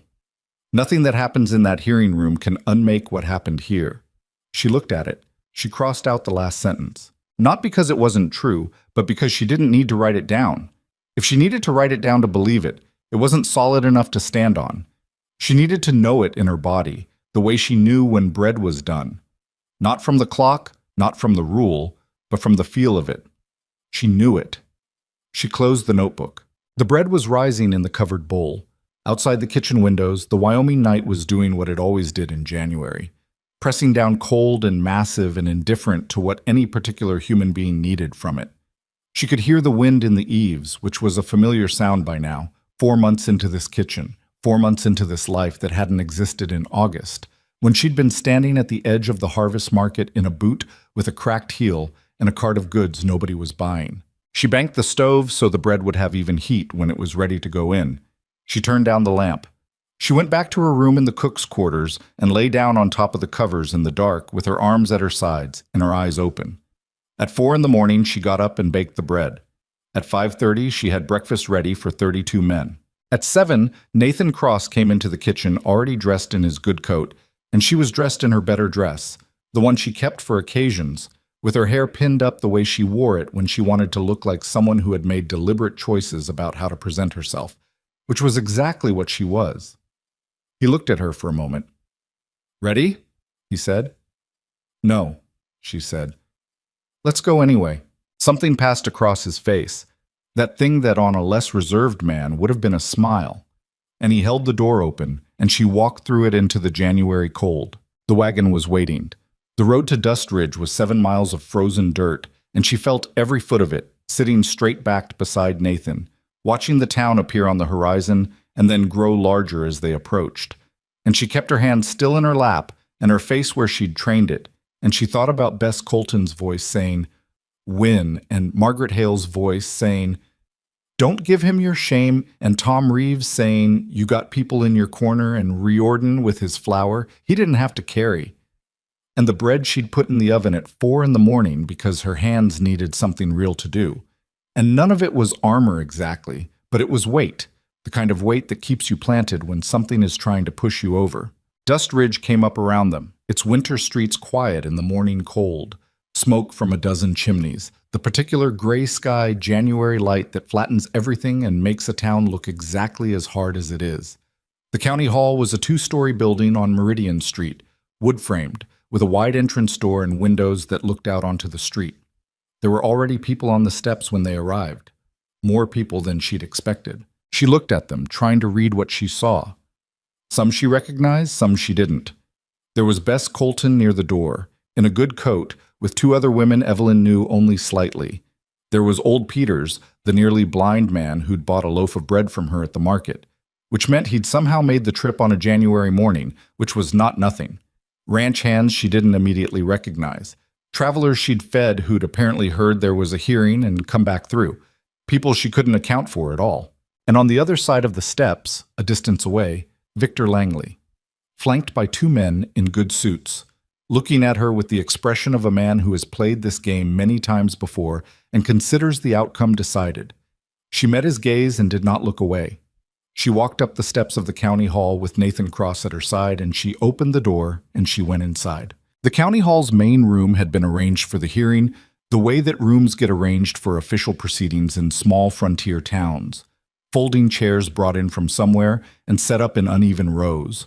A long table at the front for the 3-member Commerce Board, a smaller table to the left for the complainants' party, a smaller table to the right for the respondent. A wooden railing separated the front from the gallery. The whole thing had the improvised quality of institutions that hadn't fully decided yet what they were. Evelyn took her seat at the respondents' table beside Margaret Hale, who had arrived the previous day as promised, and had spent the evening at the Cross Ranch reviewing documents with the focused intensity of someone preparing for something they intended to win. Margaret had barely slept, which showed in the sharpness of her eyes and the efficiency of her movements this morning. The way she set out her papers in precise order, uncapped her pen, checked the order of her folders once, and then left them alone. She was ready. Evelyn had understood over the past weeks that Margaret Hale was always ready. It was one of the qualities that cost her clients money and was worth every cent. Nathan Cross sat at the first row of gallery chairs directly behind Evelyn, and she was aware of that without turning to look. Behind him, she could hear the room filling. The sound of chairs scraping, of coats being settled, of the low murmur that a crowd makes when it's trying to be quiet and not quite managing it. More people than she'd expected, she'd seen that on the steps. She didn't let herself think too hard about how many. Victor Langley settled at the complainants' table with his 2 suited men. One of them his personal attorney, a Cheyenne man named Garrett, who had a reputation for aggressive procedure, and one of them, Evelyn noted without surprise, Danny Holt. Langley himself had not changed much from her memory of him across the 2 years since the bakery.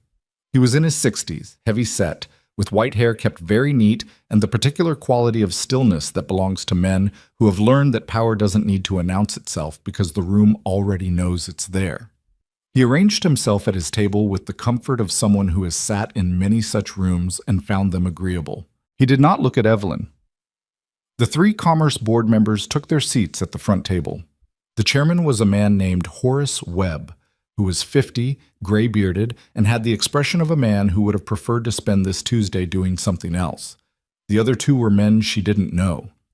Webb called the room to order, and the murmur died. He read the formal title of the complaint. In the matter of alleged violations of food safety and commercial operating standards by one Evelyn Harper, currently employed as domestic cook at Cross Ranch, Dust Ridge, Wyoming.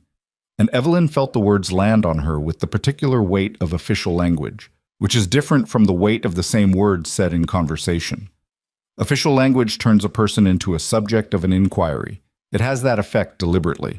She kept her face where she'd trained it. Garrett, Langley's attorney, opened for the complainant with a structured presentation that Evelyn had to concede was technically competent. He laid out the 1885 case, the original complaint, the board's findings, the closure of her bakery, as the foundation for a pattern. Then he moved to the current situation, the allegations of unsafe conditions at Cross Ranch, the claim of a traveler made ill, the testimony of Aldous Price. He spoke for 20 minutes and managed to make 6 years of Evelyn's life in Dust Ridge sound like an unbroken sequence of public health risks. She wrote 2 words on the notepad in front of her: Price, traveler. Margaret leaned slightly toward her. "I see it," she said quietly. "Let him finish." Garrett finished. Webb looked at their table. Counsel for the respondent. Margaret stood. She was not a theatrical lawyer. She did not have Garrett's performance quality, the way he'd moved around the front of the room as if presenting to a larger audience than 3 board members and a gallery of Dust Ridge residents. What she had was precision, and she used it the way a surgeon uses a good scalpel. No extra motion, no waste. She began with the Commerce Board's own records. The 1885 closure of Mrs. Harper's bakery, she said, was executed on findings of 3 minor code violations, none of which involved food safety, none of which resulted in a single verified case of food-related illness. The board's own written finding from that proceeding does not include the words sanitary or contamination. What it includes are notations about a wall crack, a barrel placement, and a water source location. She held up the document. "I'd like to enter this as Respondent's Exhibit 1, if the board would allow it." Webb nodded. His expression had changed slightly, the way an expression changes when someone says something you weren't expecting. She moved through the exhibits methodically. Each one answered a specific piece of Garrett's opening. The Commerce Board's own dismissal of the November inquiry established that the current employment arrangement was not a commercial operation requiring licensure. A signed statement from Nathan's ranch foreman, countersigned by 9 of the hands, including Riordan and Tom Reeves, attested to the conditions of the Cross Ranch kitchen based on daily direct observation. Clean, well-maintained, no evidence of any practices that could cause illness. Then she got to Aldous Price. The complaint names Aldous Price as a witness to unsanitary food preparation at Cross Ranch on an unspecified date, Margaret said. "Mr. Price has not appeared today, which I note for the record." She paused. "I'd also note for the record that Mr. Price is the nephew by marriage of Victor Langley's business partner, a man named Silas Croft, who has been party to at least 2 prior Commerce Board complaints filed by or on behalf of Mr. Langley." She laid the documentation of that relationship on the board's table. The board may draw its own conclusions about the independence of that witness's account. There was a shift in the gallery. Not loud, more like the collective adjustment a room makes when something changes direction. Garrett objected to the characterization. Webb sustained the objection on technical grounds but did not strike the documentation from the record. Margaret let that sit for a moment and then moved to the unnamed traveler. The complaint references a traveler who allegedly became ill after eating at Cross Ranch, she said. This traveler is not named. The complaint does not include a date, a specific food item, or any medical documentation of illness. I have here statements from 2 physicians in Dust Ridge and one in the neighboring county confirming that no case consistent with food poisoning was brought to their attention in the 6 months since Mrs. Harper's employment at Cross Ranch commenced. She put the statements on the table. A complaint built on an unnamed witness with no date, no corroboration, and no medical evidence, Margaret said, is not a complaint. It is a suggestion. Webb wrote something on the paper in front of him. The board member to his left, a younger man, was leaning forward slightly. The board member to his right was looking at Langley's table with an expression Evelyn couldn't fully read. At this time, Margaret said, I'd like to call a witness. Webb looked up. Who? Nathan Cross, Margaret said, the owner of the property in question and Mrs. Harper's employer. Nathan came through the railing and took the chair set up for witnesses at the front. He was not a man who looked different in formal settings than in informal ones, which Evelyn had noticed before and appreciated now. He sat in the witness chair with the same contained quality he brought to the kitchen table, and he answered Margaret's questions with the same direct economy. He described hiring Evelyn. He described the condition of his kitchen before and after. He described the morale of his men, the quality of the food, the absence of any illness on the ranch in the 5 months since she'd started. He described the visit from Danny Holt in October, specifically and by name. And do you have any reason to believe that visit was connected to Mr. Langley? Margaret asked. Holt has worked for Langley for as long as I've had any dealings with either of them, Nathan said. I've never known him to do anything independent of Langley's instruction. Garrett objected. Webb sustained it. The testimony stood. Margaret thanked Nathan and he returned to his seat. Then she said, I have one additional piece of evidence I'd like the board to consider. She opened the last folder in her stack and produced a written statement, 3 pages, handwritten in a careful script. She handed copies to each board member. This is a sworn statement from Clara Morse, formerly a dressmaker operating a business on Pine Street in Dust Ridge, currently of Fort Laramie, Wyoming. Margaret's voice was level. In her statement, Mrs. Morse describes a sequence of events between 1884 and 1885 in which a series of Commerce Board complaints, informal rumors, and official inquiries led to the closure of her dressmaking business in Dust Ridge. She identifies Victor Langley by name as the source of the initial complaints. She identifies Danny Holt as the man who delivered an informal message suggesting she would face fewer difficulties if she ceased operation. She paused. The language in the formal complaint against Mrs. Morse's business is, in several passages, nearly identical to the language in the current complaint against Mrs. Harper. I have underlined the relevant sections. The room was quiet in a different way than it had been. Webb was reading. The younger board member was reading. Even the third man, whose expression had been difficult to read, was reading. Garrett said, I'd like to object to the admissibility of... On what grounds? Margaret said. Garrett paused. Relevance. The grounds of relevance, Margaret said, would require the board to believe that a document describing an identical pattern of conduct by the same individual against a different business owner in the same town is not relevant to an inquiry into that individual's current complaint against a third business owner in the same town. She looked at the board. I'll leave that determination to the board. Webb looked at Garrett. Overruled, he said. It was a small word. 2 syllables. The gallery absorbed it in about 3 seconds, and then the murmur started, low and immediate, and Webb had to wrap his hand on the table to quiet it. Garrett regrouped and came back with the force of someone who understood the room had shifted but wasn't ready to concede. He challenged the documentation on procedural grounds, the format of the Morse statement, the method by which it had been obtained, the absence of Morse in person to be cross-examined. He moved to have the exhibit excluded. Webb took the objection under advisement, which meant he didn't rule on it immediately, which meant it stayed in the room. Then Garrett called his own witness. Victor Langley walked to the front with the unhurried authority of a man who has done this before. He sat in the witness chair as though he'd furnished it. He looked for the first time that morning at Evelyn. She looked back. He began to speak, and what came out of his mouth was a performance she could only describe internally as impressive in its construction, if not its content. He spoke about his long history of community service in Dust Ridge. He spoke about his genuine concern for public health standards. He spoke about the 1885 case with the tone of a man who had reluctantly done his civic duty and regretted that it had been necessary. He He spoke about the current complaint with the same tone, reluctant, civic, regretful. He was very good at it. She had known he would be. He'd been doing this for years, and he had refined it down to the level where the performance was almost invisible, almost indistinguishable from sincerity. Almost. Margaret waited until Garrett was finished with his questions. Then she stood. "Mr. Langley," she said, "you've described a history of civic concern for public health in Dust Ridge. I'd like to ask you about some specific expressions of that concern." She opened her folder. "In 1882, did you file a Commerce Board complaint against a dry goods operator named Holloway on Meridian Street?"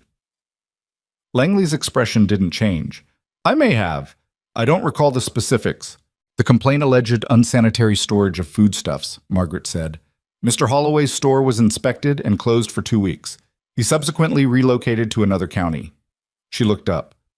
"Do you recall that his store was located 2 doors from your own dry goods operation?" "Proximity is not relevance," Langley said. "I agree," Margaret said pleasantly. "Let me ask about another situation. In 1884, did you file a complaint against Clara Morse's dressmaking business?" "I don't recall a complaint specifically," he said. "The board has her written statement," Margaret said. "She recalls it quite specifically. She also recalls a visit from a man named Danny Holt, who is seated at your table this morning. Do you recall that visit?" "I don't direct Mr. Holt's personal activities," Langley said. "He works for you." "He does occasional work for me," Langley said, "among others." "And in October of this year," Margaret said, "did he visit Cross Ranch Road and inquire about Mrs. Harper's employment arrangements?" A brief pause. "Not at my instruction." "So his visit was independent?" "To my knowledge." "As was, I assume, his filing of the Commerce Board inquiry on your behalf in November?" Garrett said, "Objection. That inquiry was filed by Mr. Langley directly." "Thank you for the clarification," Margaret said. "So you filed the November inquiry yourself, Mr. Langley, but Holt's October visit to the ranch was independent of your direction." Langley's face remained composed. "That's correct." "One final question," Margaret said.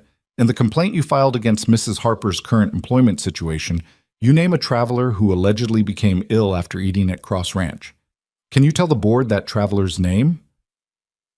Silence. "Mr. Langley," Webb said, "please answer the question." "The traveler provided his account anonymously," Langley said. "Out of concern for—" "The traveler provided his account to you anonymously," Margaret said, "and you filed it as evidence in a formal Commerce Board complaint without his name, without a date, without medical documentation." She looked at the board. "Nothing further." She sat down. The gallery was not quiet. Webb had to call for order twice. Evelyn kept her eyes forward. She was aware of her own heartbeat, which was doing something irregular, and aware of her hands on the table in front of her, and aware peripherally of Langley returning to his seat with a composure she had to concede was remarkable even now. Webb called a 15-minute recess. In the recess, people moved around the room and the noise rose to a full conversational level. Evelyn stayed at the table. Margaret sat beside her and made notes without looking up.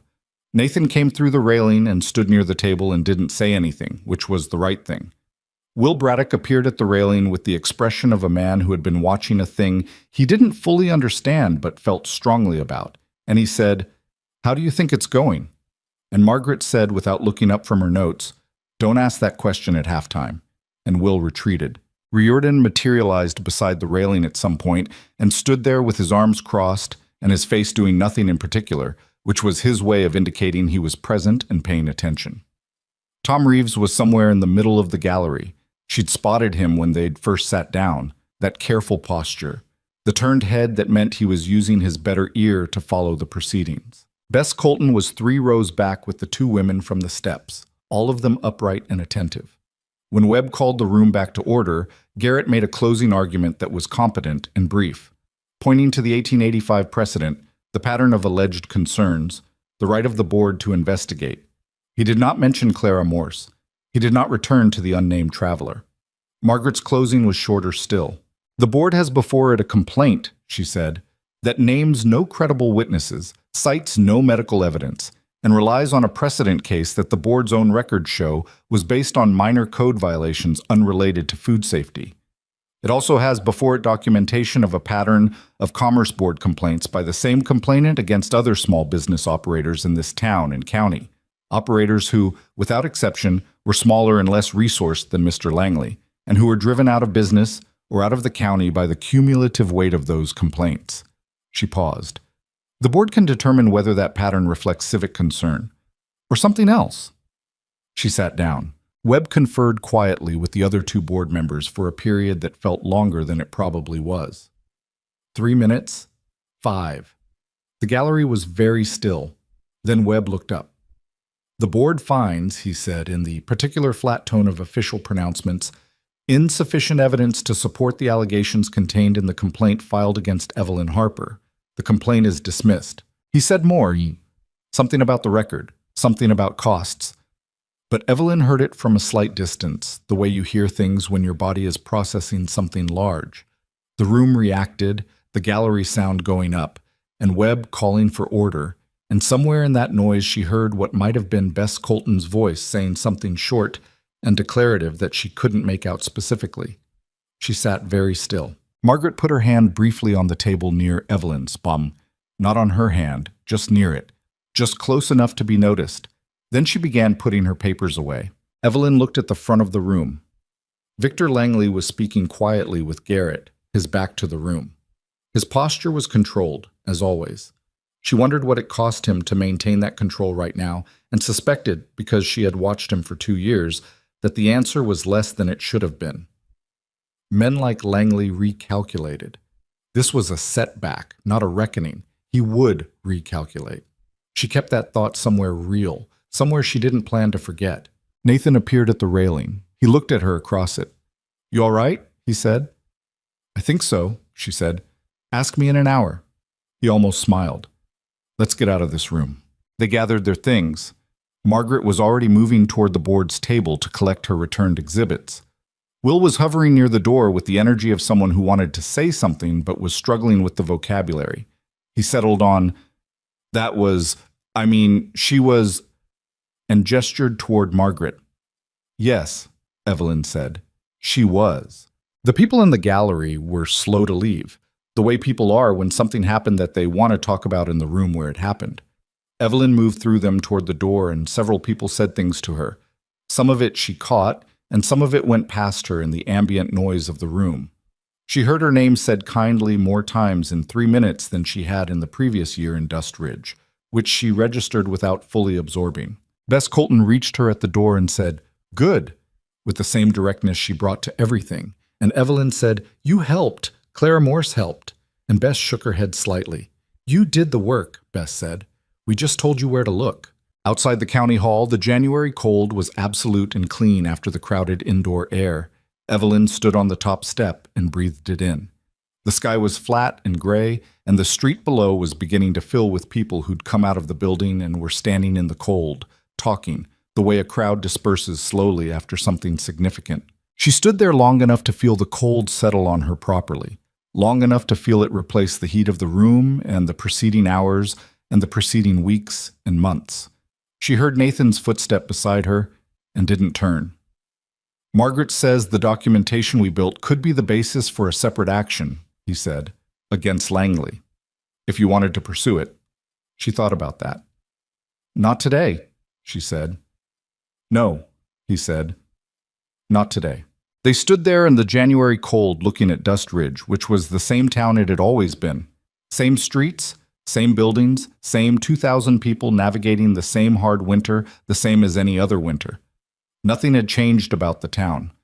Something had changed about her position in it. She could feel that tentatively, like testing weight on a floor you're not sure about yet. "I owe Margaret Hale a considerable amount of money," she said. "We've discussed that," Nathan said. She looked at him. "What do you mean, we've discussed that?" "Margaret and I," he said, "while you were reviewing documents last night." She turned to face him properly. He was looking at the street.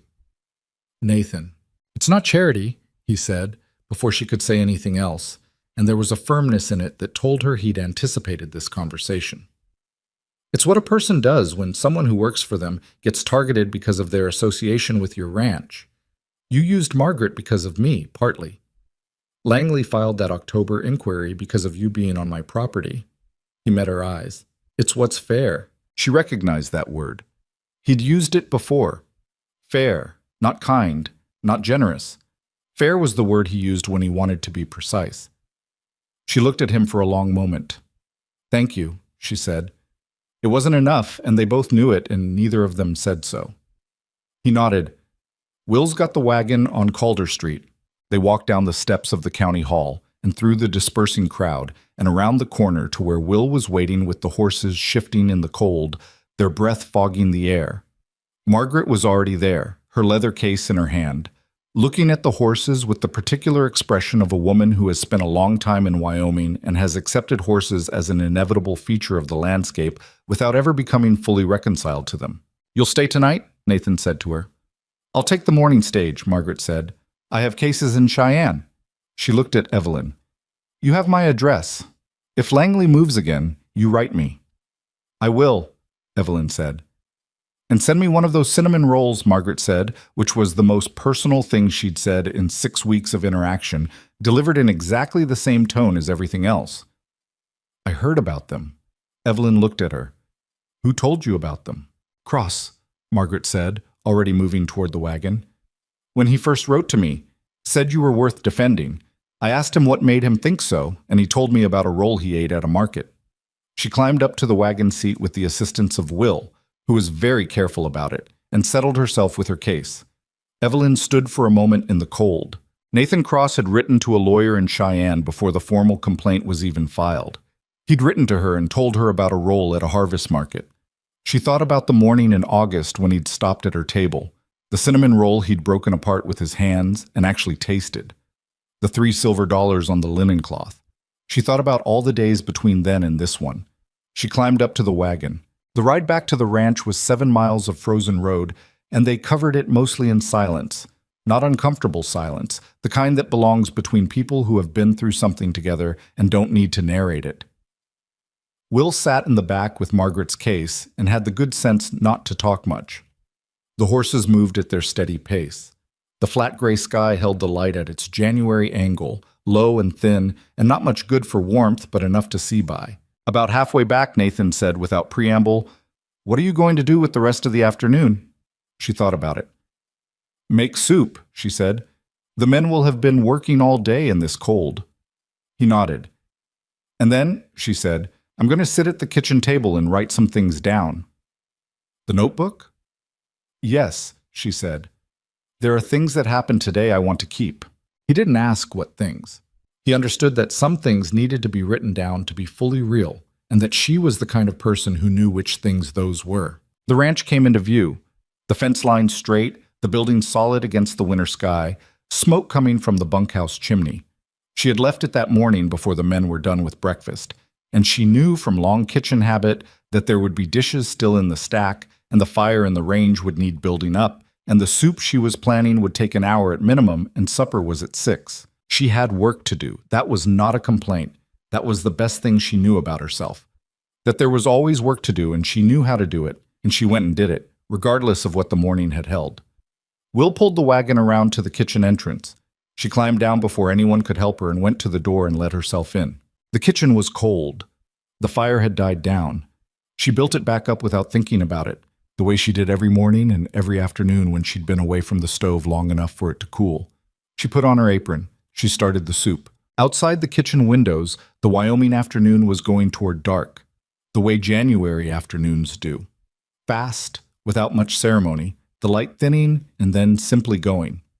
She worked in the growing lamplight and the warmth coming back into the room from the rebuilt fire, and she thought about Clara Morse in Fort Laramie, who had a shop now. She thought about Bess Colton and her laundry, 15 years alone, 3 children. She thought about Tom Reeves and his careful posture and his failing ear. She thought about Will, learning to hear the bread. She thought about something she'd been keeping at the edge of her thinking for weeks, the idea that wasn't ready yet. She stirred the soup and looked at the kitchen. Her kitchen, she'd started thinking of it that way, which she'd tried to resist because it wasn't technically hers, but there are some ways of knowing that resist argument. And she thought about what a kitchen could be, what this one already was. The idea was getting closer to ready, She wasn't going to say it out loud yet, but she could feel it taking shape, the way you feel bread rising in a covered bowl. You can't see it happening, but you know from the warmth and the time and the particular properties of the thing itself that it's happening, that when you lift the cloth, it will be different from what you left. She turned the lamp up a little against the early dark and kept working.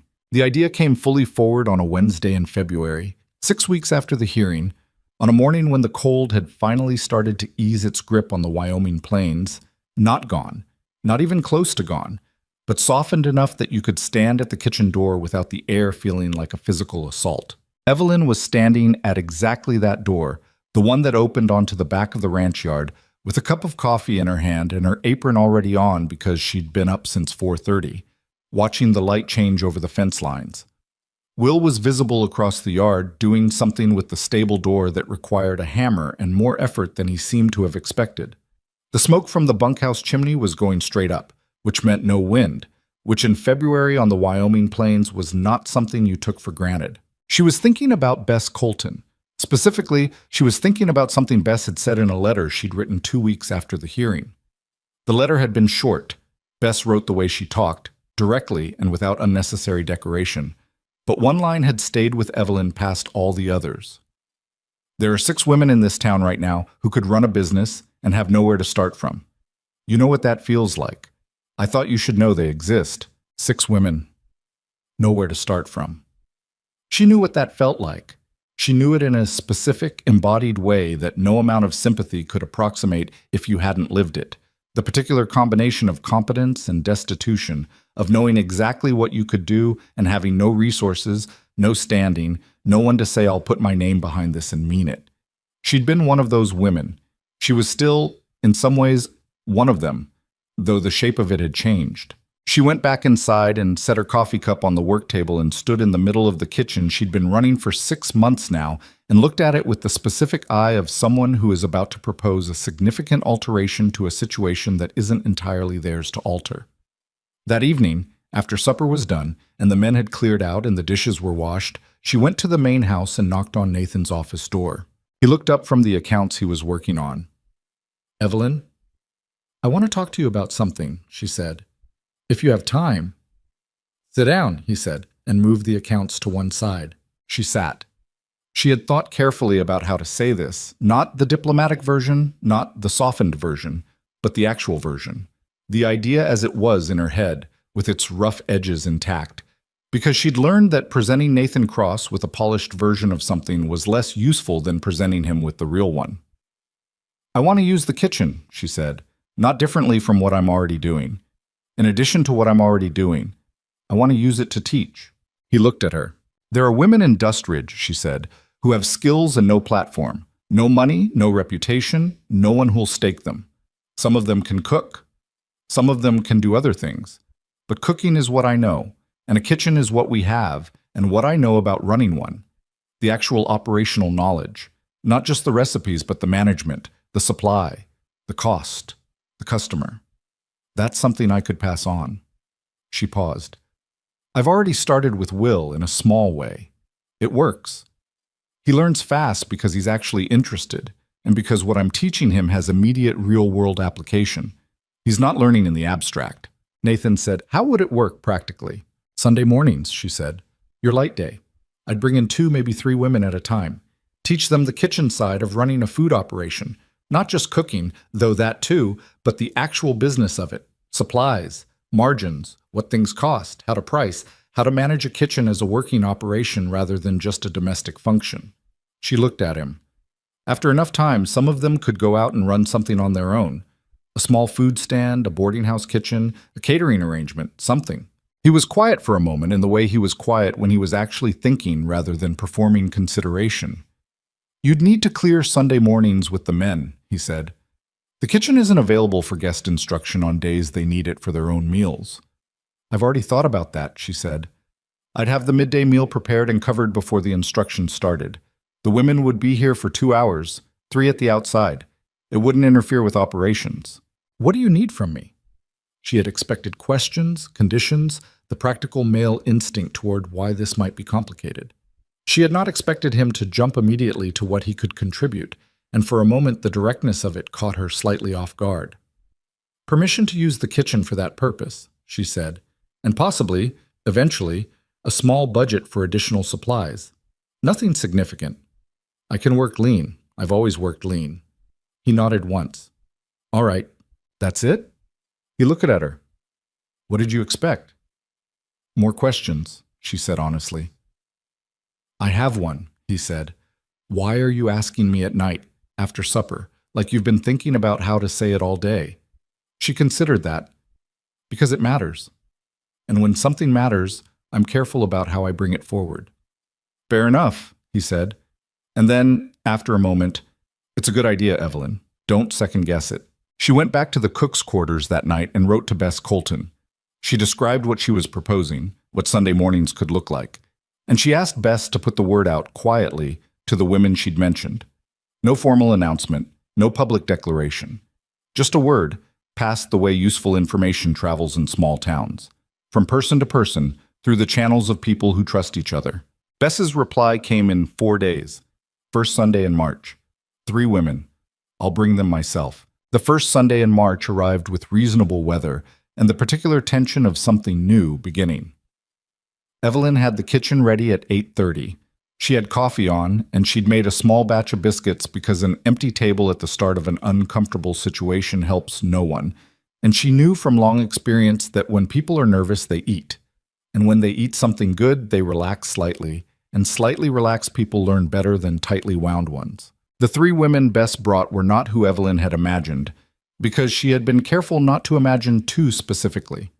What arrived was a widow named Ruth, who was 43 and had been doing piecework since her husband's death, and was quietly furious about it in a way she mostly kept inside herself.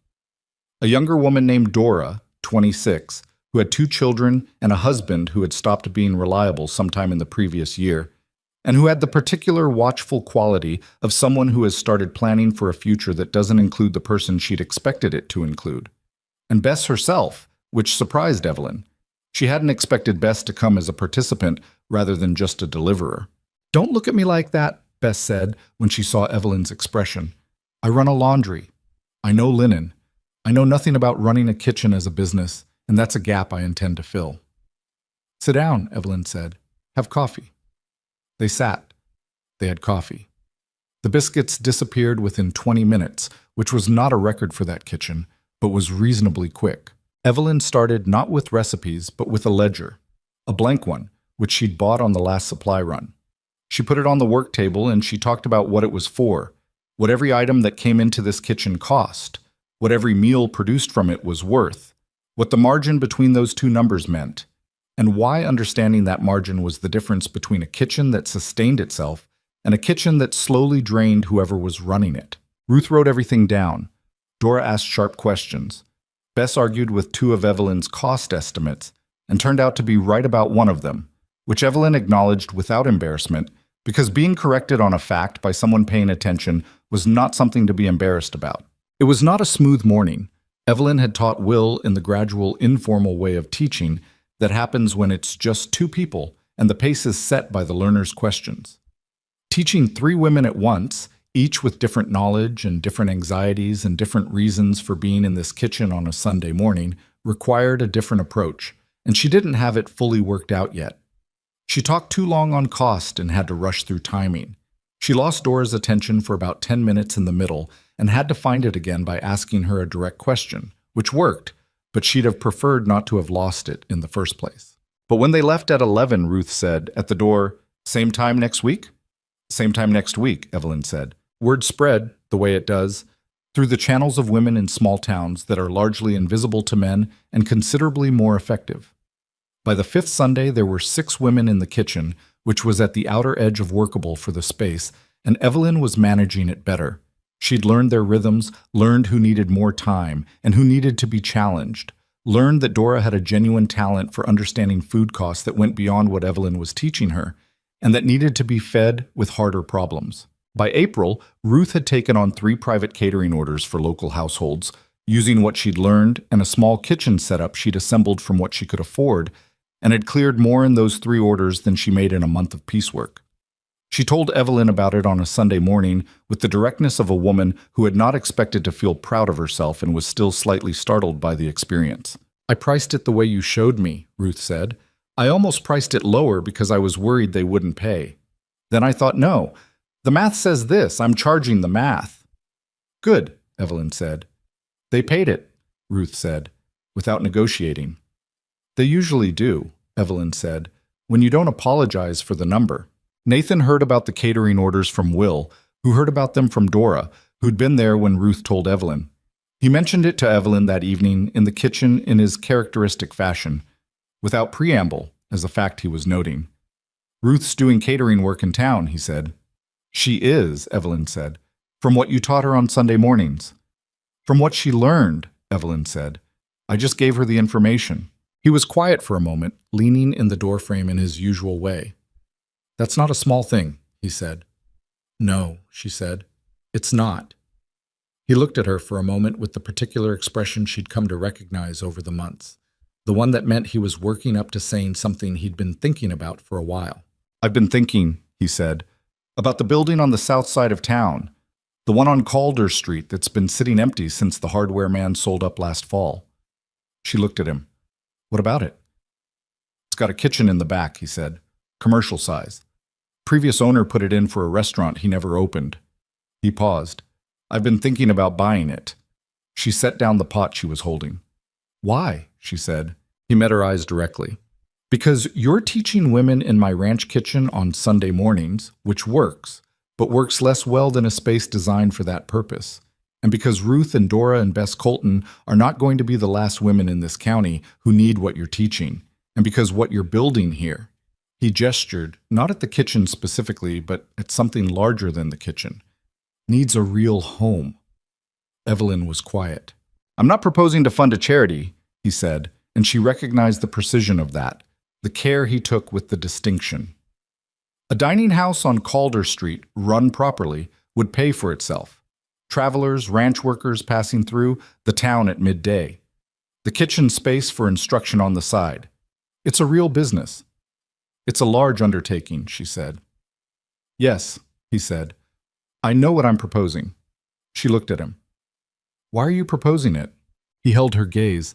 Because I watched you stand at a market table in August with nothing sold and your back straight. And I've watched you for 8 months build something from that. And I think whatever you build next deserves a foundation that doesn't depend on borrowed space and good luck. She thought about what she wanted to say and discarded 3 versions of it before she found the honest one. I can't match your investment, she said. Not financially, not anywhere close. I know that, he said. I'm not asking you to match it. Then what are you asking? He paused, just briefly. I'm asking if you want to build something together, he said. The dining house, the instruction, all of it, with your name on the door alongside mine. The kitchen was very quiet. The stove ticked as it cooled. The Wyoming evening was doing what it always did at this hour, pressing dark and large and indifferent against the windows. And she stood in the lamplight looking at Nathan Cross, who had stopped at a market table 8 months ago and changed the direction of her life with the uncomplicated act of actually tasting what she'd made. She was not a romantic woman, or she'd stopped allowing herself to be one somewhere in the years of grief and survival. She knew what he was offering, and she knew it was not simple. Nothing real ever was. A business built together became a life built together, and a life built together required a degree of trust that she had spent 4 years convincing herself she no longer had available. But she thought about what she'd written in her notebook the night before the hearing. Nothing that happens in that hearing room can unmake what happened here. And then she thought about the fact that she'd crossed it out, because she didn't need to write it down to believe it. Harper and Cross, she said. My name first. Something broke open in his face. Not a dramatic thing, just the small change that happens when a man who holds himself tightly allows himself, briefly, not to. Harper and Cross, he said. The building on Calder Street became theirs in April, with the spring mud still in the streets and the last of the winter running off in the creek behind the main road. Nathan bought it. She walked through it with him on a Thursday afternoon, the two of them moving through the empty rooms, and she noted every structural thing, the size of the kitchen range, the condition of the work surfaces, the light from the east windows, The ventilation situation, which was going to need work. She made notes in the notebook, practical ones, the kind she'd always made. There were things to fix. There were always things to fix. The dining room floor needed 2 boards replaced. The kitchen flue had a partial blockage. The rear door hung wrong. These were not problems. These were the ordinary condition of a real building that had been lived in and could be lived in again. She stood in the middle of the kitchen on Calder Street, but not hers yet, not quite, but becoming hers, and looked at the range. It was bigger than the Cross Ranch range. 4 ovens, 8 burners. She could teach 4 women at a time on that range, maybe 5. The Harper and Cross Dining House opened the second week of June.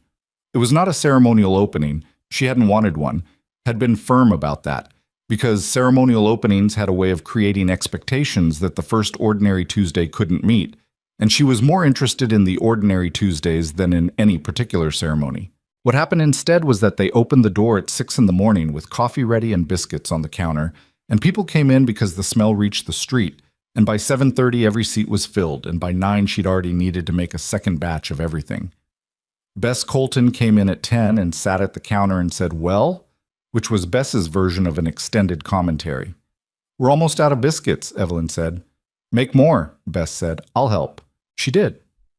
That was how Bess Colton became the first woman trained in the Calder Street kitchen in a professional capacity rather than a Sunday morning one, by rolling up her sleeves on the first day of operation and making biscuits when they ran short. Nathan proposed on a Sunday evening in July, in the kitchen on Calder Street, which was where most of the important things in their lives seemed to happen. In kitchens, at tables, in the direct and unadorned way of people who had both stopped having patience for anything that wasn't real. He said, "I'd like to marry you, if you're willing." She said, "I'm willing." They were both quiet for a moment, in the way of people who have arrived somewhere significant and are taking a second to register the fact. "I'm not going to pretend I know exactly how to do this," he said. "Being married again. It's been a long time." "Neither am I," she said. "We'll figure it out." He nodded. That was enough. That was in fact more than enough, because both of them understood that the figuring out was the work, and both of them were people who showed up for work. They married in September, which was as close to the anniversary of the harvest market as anything, though neither of them mentioned that specifically. It was a small ceremony because they were both people who found large ceremonies slightly exhausting. Reardon stood at the back of the room, looking like a man who was going to deny being moved by the proceedings if asked directly. Tom Reeves sat in the front row with his good ear toward the officiant. Will Braddock had somehow obtained flowers from somewhere and presented them with the studied casualness of someone who had planned this and was pretending he hadn't. Bess Colton cried, which she would later deny. Dora brought her 2 children, who behaved badly for the first 20 minutes, and then fell asleep, which was probably the best anyone could hope for from children at a formal occasion. The Harper and Cross Dining House kept running, which is the most honest thing that can be said about it. It kept running through the ordinary difficulties of a real business in a frontier town. Supply problems, a difficult winter, a week when 2 of the kitchen staff were sick, and Evelyn ran the whole operation on 4 hours of sleep and stubbornness. Nathan handled the accounts and the supply negotiations and the legal arrangements with the reliable competence of a man who did not need to be asked to handle things he was responsible for. By the following spring, they had employed 7 women in the dining house operation. 3 of them had come through the Sunday instruction. 2 of those 3 had begun taking on independent catering work on their days off, building the small structures of their own economic lives with the tools and knowledge they'd acquired in that kitchen. Ruth expanded her catering into a formal small operation by the following fall.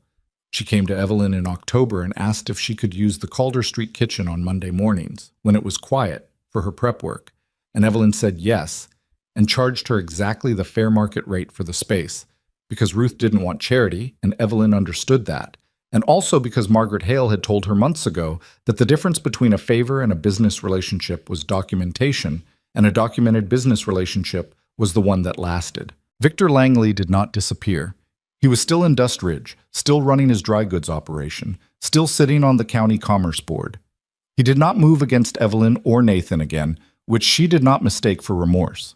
She read it accurately as calculation, the Clara Morse documentation, and the established pattern that Margaret Hale had built into the record made another attempt expensive in ways that outweighed the benefit. He would make different calculations in the future, probably against different people.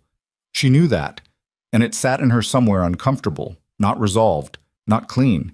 But she was not the instrument of every problem's resolution. She was the instrument of this one thing she was building, and that was already more than she'd believed possible on an August morning the year before. Standing at the edge of the harvest market with a split boot heel and a cart of goods nobody was looking at. The second August harvest market came around the way everything comes around eventually, with the summer heat and the dry earth smell and the fiddle player near the fountain who was, Evelyn noted, either a different person or the same person who had somehow gotten considerably better in the intervening year. She had a table again, not at the eastern edge this time. Her table was in the center of the market, in the spot where the good light fell all morning, because she'd reserved it 3 months in advance, which was something she could do now, because she had a name and a business and a place in this town that nobody had given her and nobody could easily take. The line started 20 minutes before she opened. She stood behind the table and looked at it. The people waiting, the market filling up around her, the familiar noise of a frontier summer market, the smell of horse and dry earth and wood smoke, and underneath all of it, because the wind was right, the smell of her own cinnamon rolls in the baskets on the table, warm from the Calder Street ovens. Nathan was there, off to the side, not in the way, not hovering, just present, being where he said he'd be, which was the whole of how he'd operated for the past year. Will was there, which she hadn't asked him to be, and which meant he'd chosen it. He was talking to Dora's oldest child, who was 6 and extremely interested in something going on near the vegetable stand, with the particular earnest attention of a 19-year-old who hadn't figured out yet that he was good with children and would eventually find this out through accumulated evidence. Bess Colton was there, which was not a surprise because Bess was generally wherever things were happening. Ruth was there, standing slightly apart, with the careful posture of a woman who'd spent a lot of years being invisible and was still learning what it felt like not to be. Evelyn looked at her market table, which was full of things she'd made and would not be there by midday, and she thought about the morning a year ago when this same table had been at the edge of everything, in the shadow, with nobody stopping. She thought about the newspaper in her boot heel. She thought about the 3 silver dollars on the linen cloth. She thought about Thomas, briefly and with the specific ache that doesn't go away entirely, but changes shape over time into something that can be carried without it stopping you from moving. She thought about Samuel. She thought that a little, quiet and private, in the way she always did, well, fast and then set aside, because some grief you live with rather than resolve. She thought about what she'd written in her notebook the night before the hearing, the sentence she'd crossed out because she didn't need to write it down to believe it. The line was getting long. A woman at the front of it, young, probably 20, with a baby on her hip and the particular cautious expression of someone who didn't quite believe they were allowed to be where they were, held out her money and said, "One of the cinnamon rolls, please." Evelyn put one in her hand. The woman took a bite right there, standing at the table, the way you eat something when you're actually hungry, and her face did the thing that faces do when food is genuinely good. Not performed pleasure, just the honest, unguarded expression of a person tasting something worth tasting. "This is the best thing I've eaten in a year," she said, with the bluntness of someone who hadn't meant to say it out loud. Evelyn looked at her. "What's your name?" "Annie," the woman said. "Annie Reyes." "Annie," Evelyn said, "do you know anything about running a kitchen?" Annie blinked. "No? Would you like to learn?" The young woman looked at her over the cinnamon roll, uncertain, suspicious of the offer in the way that people who've had things taken away learn to be suspicious of offers. Evelyn recognized it because she'd worn that same expression for years. "Why would you teach me?" Annie said. It was a fair question. The truest answer Evelyn had was also the simplest one. "Because someone stopped at my table when nobody else did," she said, "and it changed everything. That's a debt you don't pay back to the person who gave it. You pay it forward to the next one who needs it." Annie looked at her for a moment, still uncertain, still working out whether this was real. "Sunday mornings," Evelyn said. "Calder Street. Come at 8 and bring nothing except yourself." The line behind Annie was growing. The morning was going the direction of busy and full and demanding, which was the direction she'd wanted. Nathan caught her eye from where he was standing, and she held it for a moment, just that, the ordinary exchange of two people who know each other well and don't need words for every particular thing. And then she turned back to the table. She had work to do, people to feed, things to build. The harvest market moved around her in all its noise and dust and summer ordinary. And Evelyn Harper, who was Evelyn Cross now, though she kept Harper on the door because it was her name first, and the whole of who she'd been before any of this, and you didn't erase that, you carried it forward, stood in the good light at the center of things, and served the line, one person at a time, for the rest of the morning. She did not feel like a legend. She felt like a woman with flour on her hands and a long line in front of her, and a lot of cinnamon rolls to get through before noon. That was more than enough. That was, in the end, exactly what she'd wanted.